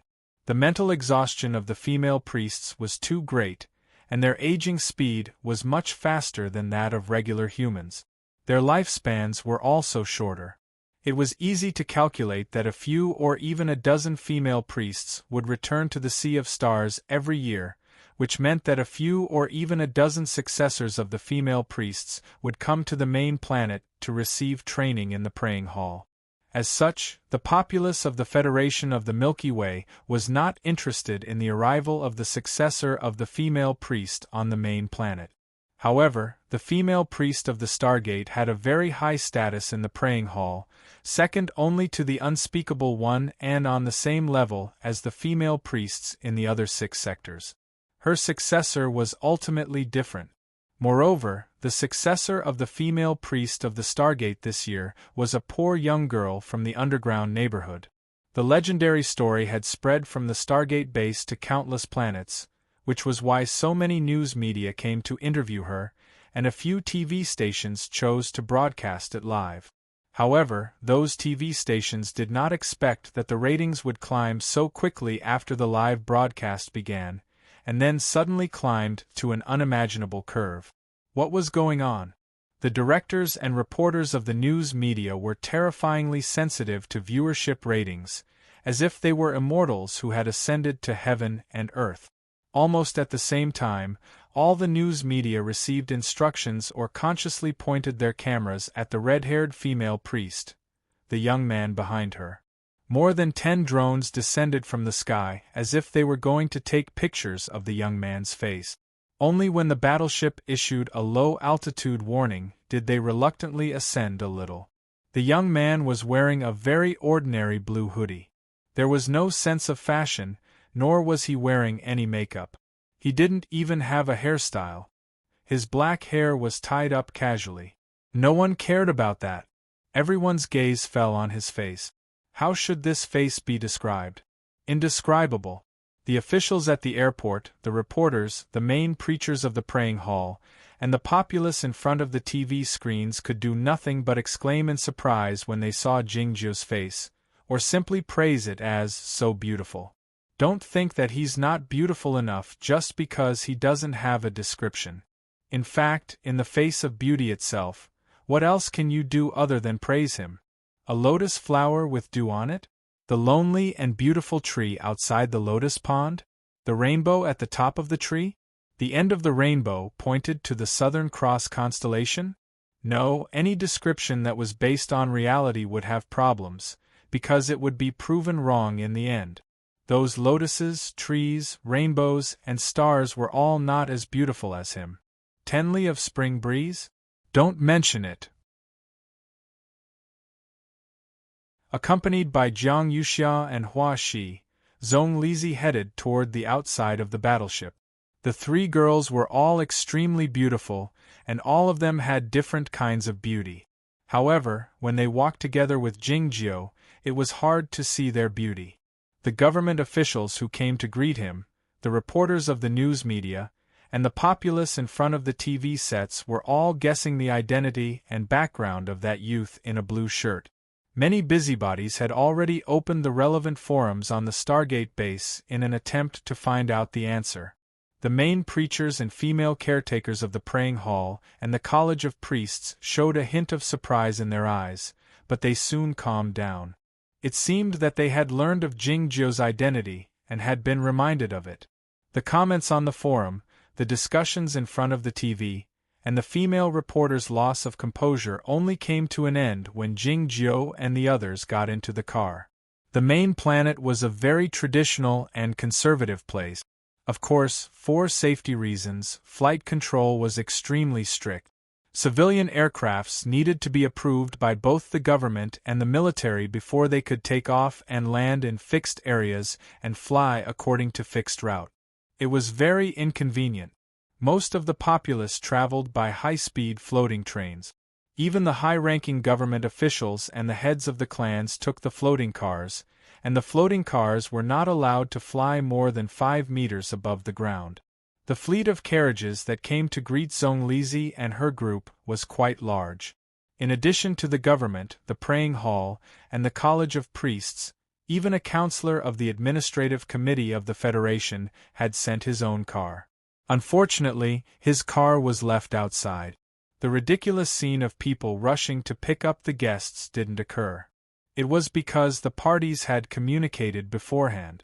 Zhong Lizi, Jingzhou, Jiang Yuxia, Hua Shi, and the main preacher got into the luxury car of the praying hall, and the rest of the entourage got into the cars of the government. The reporters of the news media noticed the formation of the fleet of carriages, feeling surprised. In the next moment, they found that the defense was much tighter than usual. A gust of strong wind blew over in the high sky, dispersing some of the floating clouds and exposing the blue sky and a few battleships. Hundreds of elite soldiers in full armor surrounded the scorching sun battleship, blocking the reporters and the populace who came to watch the ceremony. The road leading to the mountains was cleared as soon as possible. A dozen mechas of the latest model landed from the sky, their engines emitting a gloomy glow, flying at a low altitude along with a buzzing sound. As the fleet of carriages advanced into the mountains, the laser cannons were aimed at the periphery. It was evident that the safety valve had been opened. Why was the military so vigilant? Did the scorching sun battleship encounter something on its journey to the main planet? The main preacher in the same carriage as Jingjiu was Tai Yang.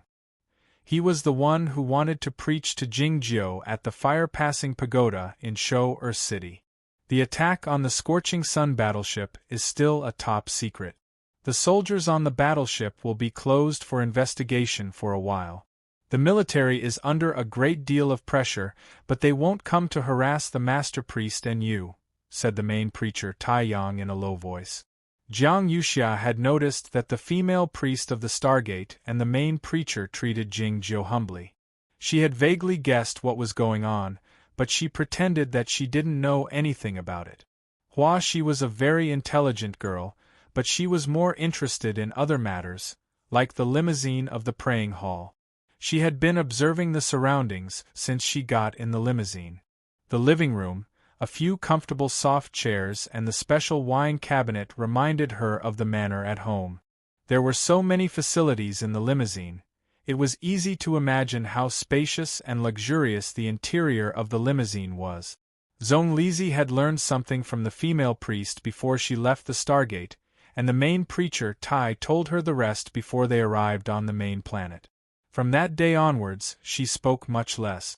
Sitting in the limousine, she poured tea for Jingjiu and tidied his collar as usual, saying nothing.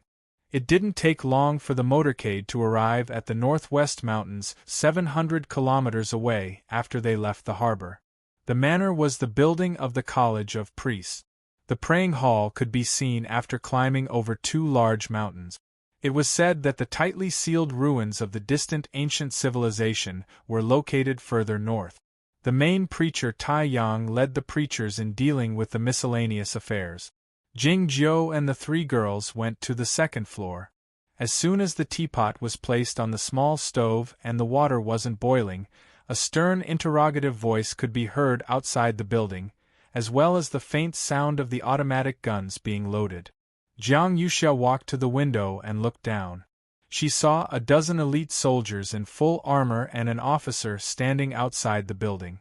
The soldiers escorting the motorcade to the College of Priests didn't dare stop them when they saw the epaulets on the officers' shoulders. Standing on the stone steps expressionlessly, the main preacher Tai Yang and the official of the College of Priests demanded sternly, "What do you want to do?" The officer said, "The military is investigating the case of the Scorching Sun battleship being attacked. Please don't obstruct us." The official of the College of Priests sneered, "You should know that this is the College of Priests." The officer said, "You should also know that this is the Internal Affairs Bureau investigating the case." Hearing the name of the Internal Affairs Bureau, the expression on Jiang Yuxia's face changed slightly, and she looked baffled. Zhong Lizi came before Jingjiu and asked in a low voice while staring into his eyes, "Should we flee?" Jingjiu was observing the lines on the iron kettle. Upon hearing this, he uttered in bewilderment. "Together," Zhong Lizi said in a lower voice.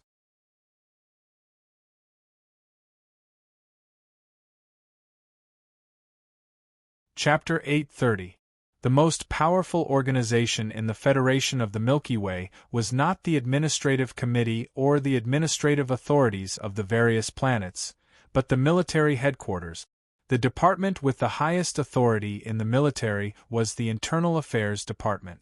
According to the regulations of the Federation of the Milky Way and the relevant military regulations, the Internal Affairs Bureau had the right to investigate anyone, including the members of the committee, as long as they had the written authorization from the chief commander of the military headquarters.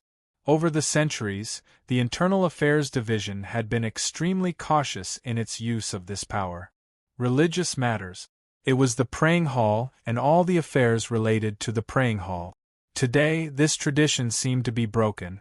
The successor of the Stargate priest had to be investigated and interrogated by the military headquarters as soon as he arrived on the main planet. This was something that the Stargate priest could not accept. The confrontation downstairs continued, and so did the conversation upstairs. Zonglizi was very close to Jingjiu when she said that. It was probably for this reason that she blushed a bit.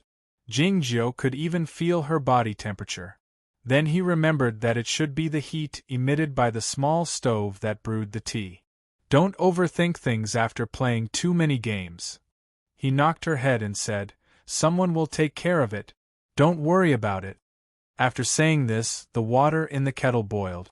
After grunting twice, Zonglizi took out the tea leaves from her bag and poured them into the teapot. Jingjiu still felt that the lines on the iron kettle were somewhat familiar, but he was too lazy to think about it.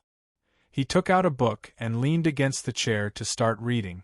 The people from the military's Internal Affairs Department were about to barge in, but as the person in question, he was still so calm. She looked at him with admiration and curiosity on her face. Jiang Yuxiao looked at his face absent-mindedly. That crazy youth under the ginkgo tree at the University of Stargate turned out to be a true genius in cultivation. He was at least in the deep night state at such a young age, and he was also so beautiful. Who was he? Bishop Tai Yang and the officials of the College of Priests failed to stop the officers of the Internal Affairs Department. According to the laws and regulations, they had no reason to stop him. Of course, they didn't really try to stop him.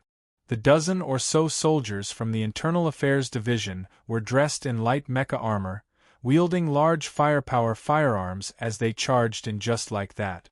This kind of physical firearm was more suitable for use in space.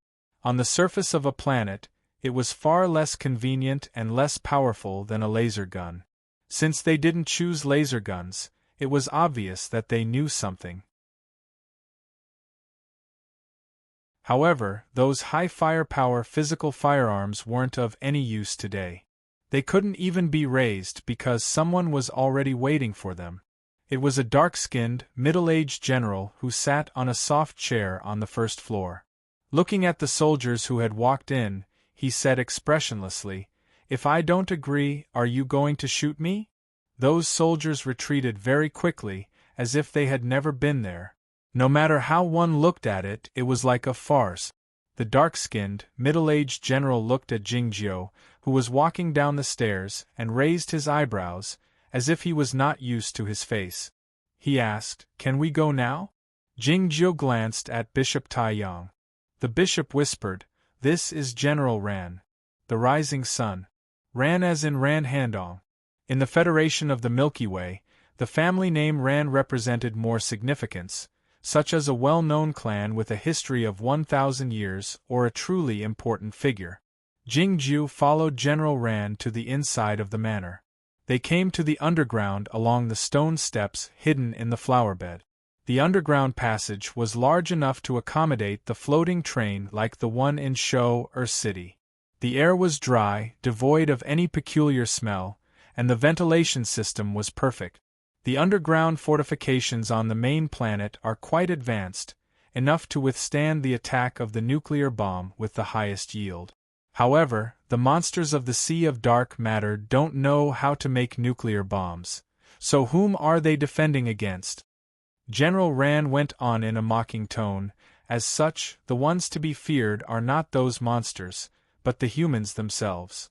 As they came to the underground passage, and found nobody but the two of them, General Ran felt much more relaxed. "Those guys of the Internal Affairs Bureau came here to tell us that it was them who did it." General Ran took out a cigarette and lit it, motioning to Jingjiu if he wanted one. Jingjiu shook his head and held his breath. He couldn't smell the smoke, and he didn't like the smoke entering his body.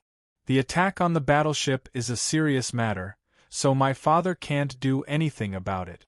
All I can do is block it for him for a while. As for what will happen next, it depends on the negotiation with that person. Hearing the faint buzzing sound in the deep end of the passage, General Rand took a deep breath, and the whole cigarette was burned out instantly. This underground passage was large enough to accommodate the passage of a floating train, and a floating train had actually arrived. This floating train had only 3 carriages. Besides a few taciturn workers, there were no other passengers. The authority or privilege existed everywhere, but it was more obvious on the main planet. The floating train didn't travel long before it stopped. Jingjiu and General Rand took the self-propelled elevator to the ground, arriving at a place that was obviously a military fortress. Standing outside the door, Ran Handong led Jingjiu to the deep end of the passage. "That's my big brother," she said in a low voice. Jingjiu uttered There was an office in the deep end of the passage. The floor was covered with a wool blanket, and the soft chair was wrapped in genuine leather. One could sense the retro or expensive feeling from all the details. An old man sat behind the desk, his face full of wrinkles and his cheeks freckled. He got up and reached out his hand to Jingjiu. The old man had an ordinary energy, but he couldn't conceal it from Jingjiu. Jingjiu knew that the old man had a profound cultivation state. According to the standard of this world, he was a swordsman in the inherited knight state, a figure in the heavenly arrival state in Chaotian. An important figure in the Federation of the Milky Way should be an important figure to begin with. According to the official records, this old man was 124 years old this year, and he had reached the heavenly arrival state after cultivating for a little more than 100 years. It could be said that there was too much fairy energy in this world. Jingjiu didn't like having physical contact with others. He reached out his hand and let go of the old man's hand after touching it lightly. The old man was Ran Donglu, the father of Ran Handong and General Ran. He was the governor of the main planet and the vice-chairman of the administrative committee of the Federation of the Milky Way, and he was also the vice-commander-in-chief of the military, though the latter was more of a nominal title. The two of them sat down in their respective chairs. Ran Donglu sat in a relaxed posture, but he exuded an aura of a leader, his voice calm and forceful. "Is there anything the government can do to help?" Upon hearing this, the expression on Ran Handong's face changed slightly. She was well aware of Jingjiu's temperament during their journey together. She was worried that her father's words would irritate him, so she brought 2 cups of tea to him hastily. Ran Donglu was a little surprised when he saw this scene. It was known that his daughter had always been proud and arrogant. She rarely did things like serving others. It was because of the authority granted by Ran Donglu that Jingjiu could control the Scorching Sun battleship without worrying about getting in touch with the ghost in the deep end of the data network. As such, he spoke straightforwardly. "You've guessed my background?" Ran Donglu motioned for his daughter to leave before he replied, "Yes." "How can I help you?" asked Jingjiu. "There's a mysterious force behind the Federation of the Milky Way, which has been influencing the course of history." Ran Donglu went on, "There's an old proverb that goes, when a butterfly flaps its wings, a storm will occur on the other side of the ocean. I'm worried that the butterfly will flap its wings in a frenzy. You've thought too much." Jingjiu went on without hesitation, "It's not an influence, it's because this world has been under their rule."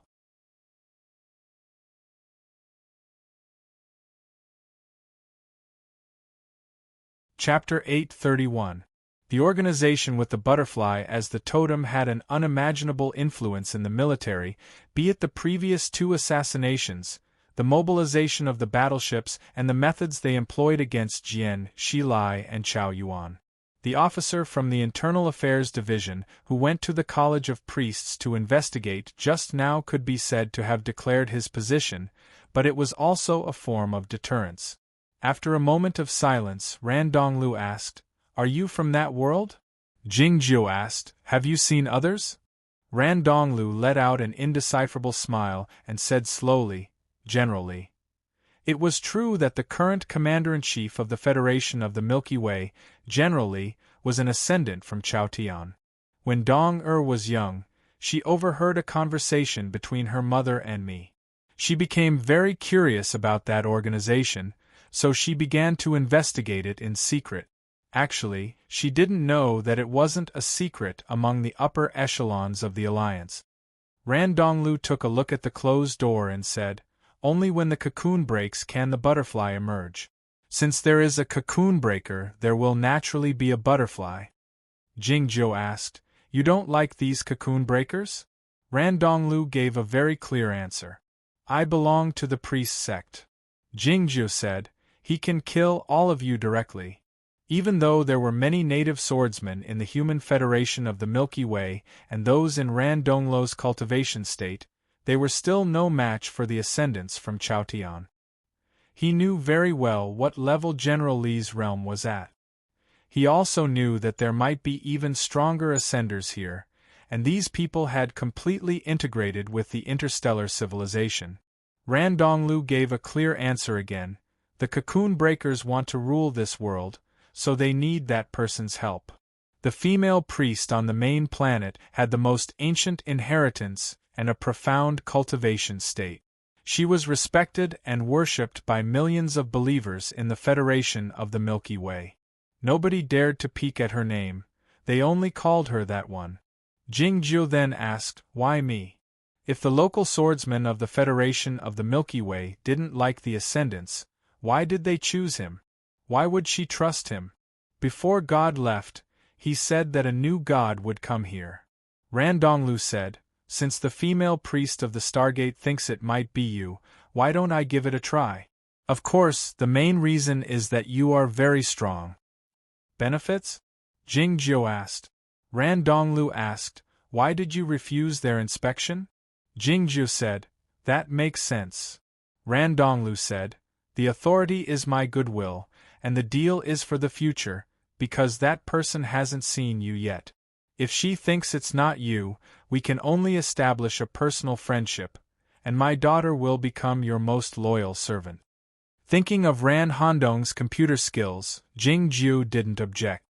"When will we meet?" he asked. "Even if you are a candidate god, you can only wait for that god's summon." Ran Donglu got up and said, "Don't stay in the College of Priests anymore. You have killed so many of their people. There will be revenge." Jing Jiu said, "I won't.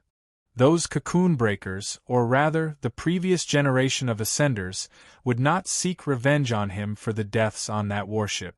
In the eyes of those people, the soldiers of the Federation of the Milky Way were no different from ants. As for other forms of revenge, he didn't care." After returning to the building of the College of Priests, Ran Handong didn't leave. Instead, she began to tidy up the rooms on the first floor. "What is going on?" asked Zhong Lizi. "From today onwards, she will be my secretary. You can leave the chores to her." Jing Jiu lay down on the chair, a tired expression on his face. "Are you sure you are all right?" she asked worriedly.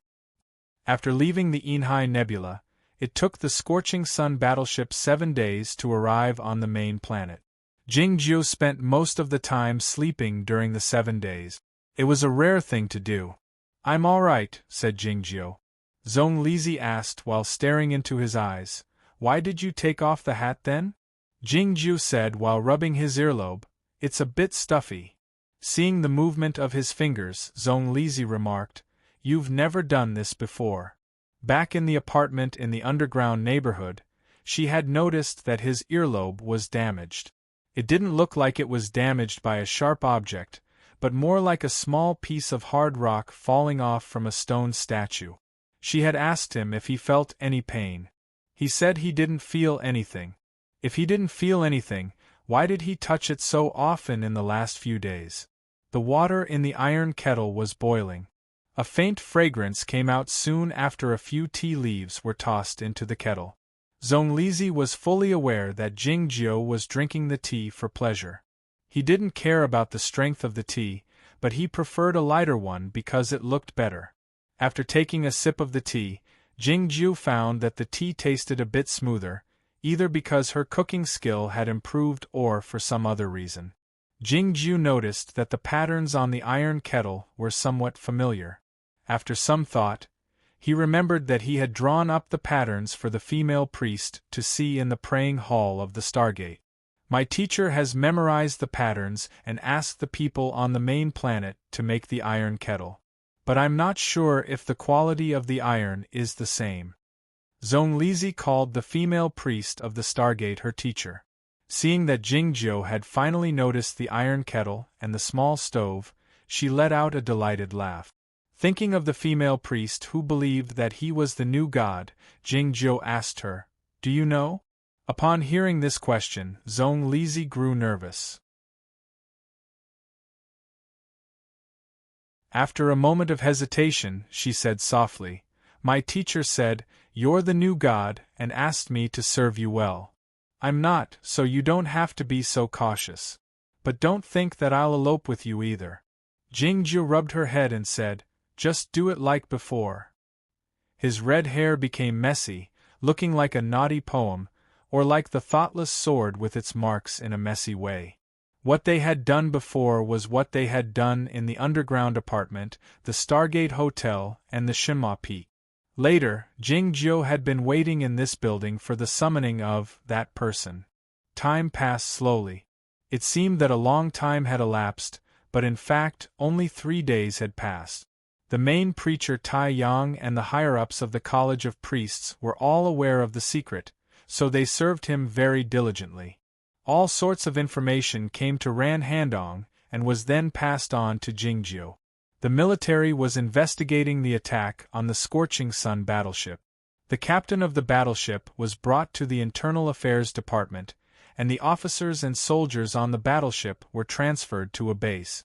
The praying hall remained silent, and the Ran family didn't say anything either. In the early morning of the 4th day, it rained. The mountains around the College of Priests were covered in a thick fog. Standing on the deck and looking at the thick fog, Jingjiu thought of Cloudy Town outside Aoyama.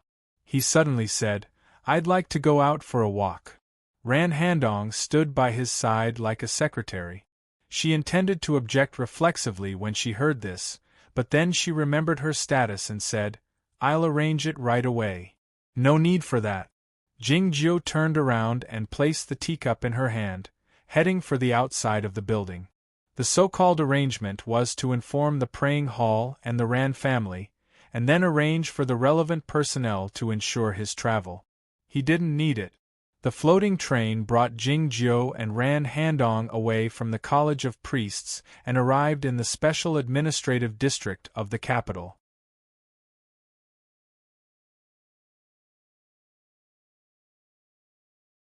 Chapter 832. Capital City was indeed the most important city in the Federation of the Milky Way. Though its name was only one character different from Shou-Er City, its construction was much more advanced. The fog flowing out from the mountains came to the outskirts of Capital City along the Sea Barricade Dam, and then flowed into the city along the streets and alleys. It was a marvelous scene. Countless tall buildings could be vaguely seen amid the fog. The elevators leading to the space became dozens of thin lines in the distance, looking like the strings of a zither. The control over the space on the main planet was very strict, which had something to do with the space elevators that could be seen everywhere. Otherwise, the people would be able to see the spaceships falling into the spiderweb like insects every day.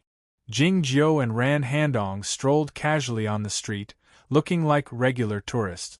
Many tourists came to this city from other states, other cities and colonized planets every day for sightseeing. Ran Handong introduced the sceneries and culture of Capital City and the famous buildings in a low voice, thinking that everything would be fine as long as he didn't take off his hat. People were all the same. Jingjiu was more interested in the different sceneries. Unfortunately, the fog was too thick. He couldn't see them clearly even though the vague sceneries on the alien planets had a unique charm. It seemed that the fog had sensed his thought. The fog in Capital City had vanished instantly by noon. The blazing light shone down from the almost transparent sky, illuminating everything. There was a large sun in the sky with many specks of light. There was a planet in the west with visible rings of the planet. He could actually see the stars and even a planet during the day. This was a scene that couldn't be seen in Chaotian or on the Stargate base. Jingju uttered, satisfactorily. In addition to the stars, many space stations could be seen in the sky, reflecting the light of the permanent star, which was even brighter than the real stars. The main planet was protected by 3 layers of protective shields. Otherwise, the humans in the Federation of the Milky Way couldn't survive for a long time under the ultraviolet rays and cosmic rays, even though most of them could cultivate after having their genes modified. The largest space station in the middle of the ring is the Science Institute of the Federation. The number 3 laboratory of the military is in the distance, and the vacation base of a clan is in the distance. Ran Handong explained earnestly while pointing to the sky like a competent tour guide. His line of sight followed the tip of Ran Handong's finger and returned to the ground, fixing on a building at the end of the street. The building was very eye-catching and extremely huge. It looked like a mountain, but it also looked like a space battleship had landed on the ground. Ran Handong said, "That is the building of the military headquarters. In fact, it is a battleship which can take off at any moment. It will only take 20 minutes to do so during the war." Jingju looked at the huge building in silence for a while before asking, "Generally works there?" "He has a large office at the top of the building. However, he often goes on expeditions with the fleet, and his whereabouts are strictly confidential. No one can be sure when he is here." Ran Handong added, "My father also has an office here, but it hasn't been used for many years." Jingju knew that she had guessed his meaning and asked, "What are the chances that he is here now?" Staring into his eyes, Ran Handong asked, "Are you sure you want to know?" Jingju uttered, Ran Handong led him to a tea-house by the street and sat down. She asked for 2 cups of water, and turned on the light screen in her bracelet to collect the information. She was indeed one of the most skillful cloud ghosts in the Federation of the Milky Way. It didn't take long for her to collect enough information. There was a special parking area in the underground garage of the building of the military headquarters. It was because this building was a battleship to begin with, so every vehicle that entered the building would be calculated. According to the weight analysis, all 7 vehicles of General Lee were here. The dining hall of the military headquarters had been ordered to purchase a batch of white truffles 10 days ago, but 1/3 of the white truffles had been consumed the day before yesterday. It was General Lee's favorite ingredient in spring.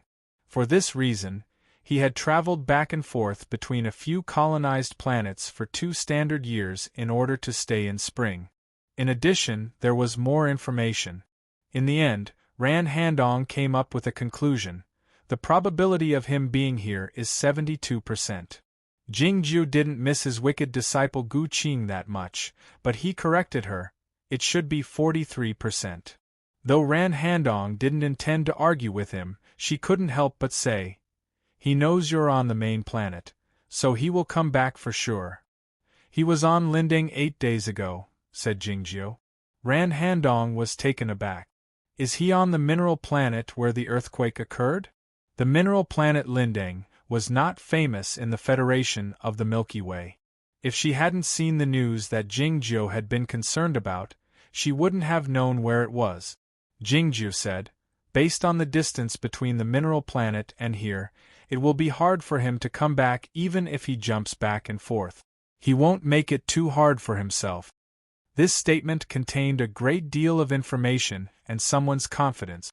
Unfortunately, Ran Handong didn't notice it. In this regard, she was far inferior to Gu Qing. Well, even if the probability is 42%. Ran Handong asked while staring into his eyes. Are you going to see him? Looking at the building, Jingjiu said, the reason I came to the main planet was to see him. After a moment of silence, Ran Handong picked up the cup of water in front of her and drank it up. She took off the sunglasses from her chest and handed them to Jingjiu. Then she got up and headed for the building of the military headquarters. Jingjiu took the sunglasses and put them on. He pulled down the hat and followed her. The hall on the first floor of the building of the military headquarters was empty. Most of the officers would enter the building from the underground garage or take the flying device to the upper deck of the battleship. As Ran Handong led Jingjiu in the hall, she suddenly disliked her leather boot.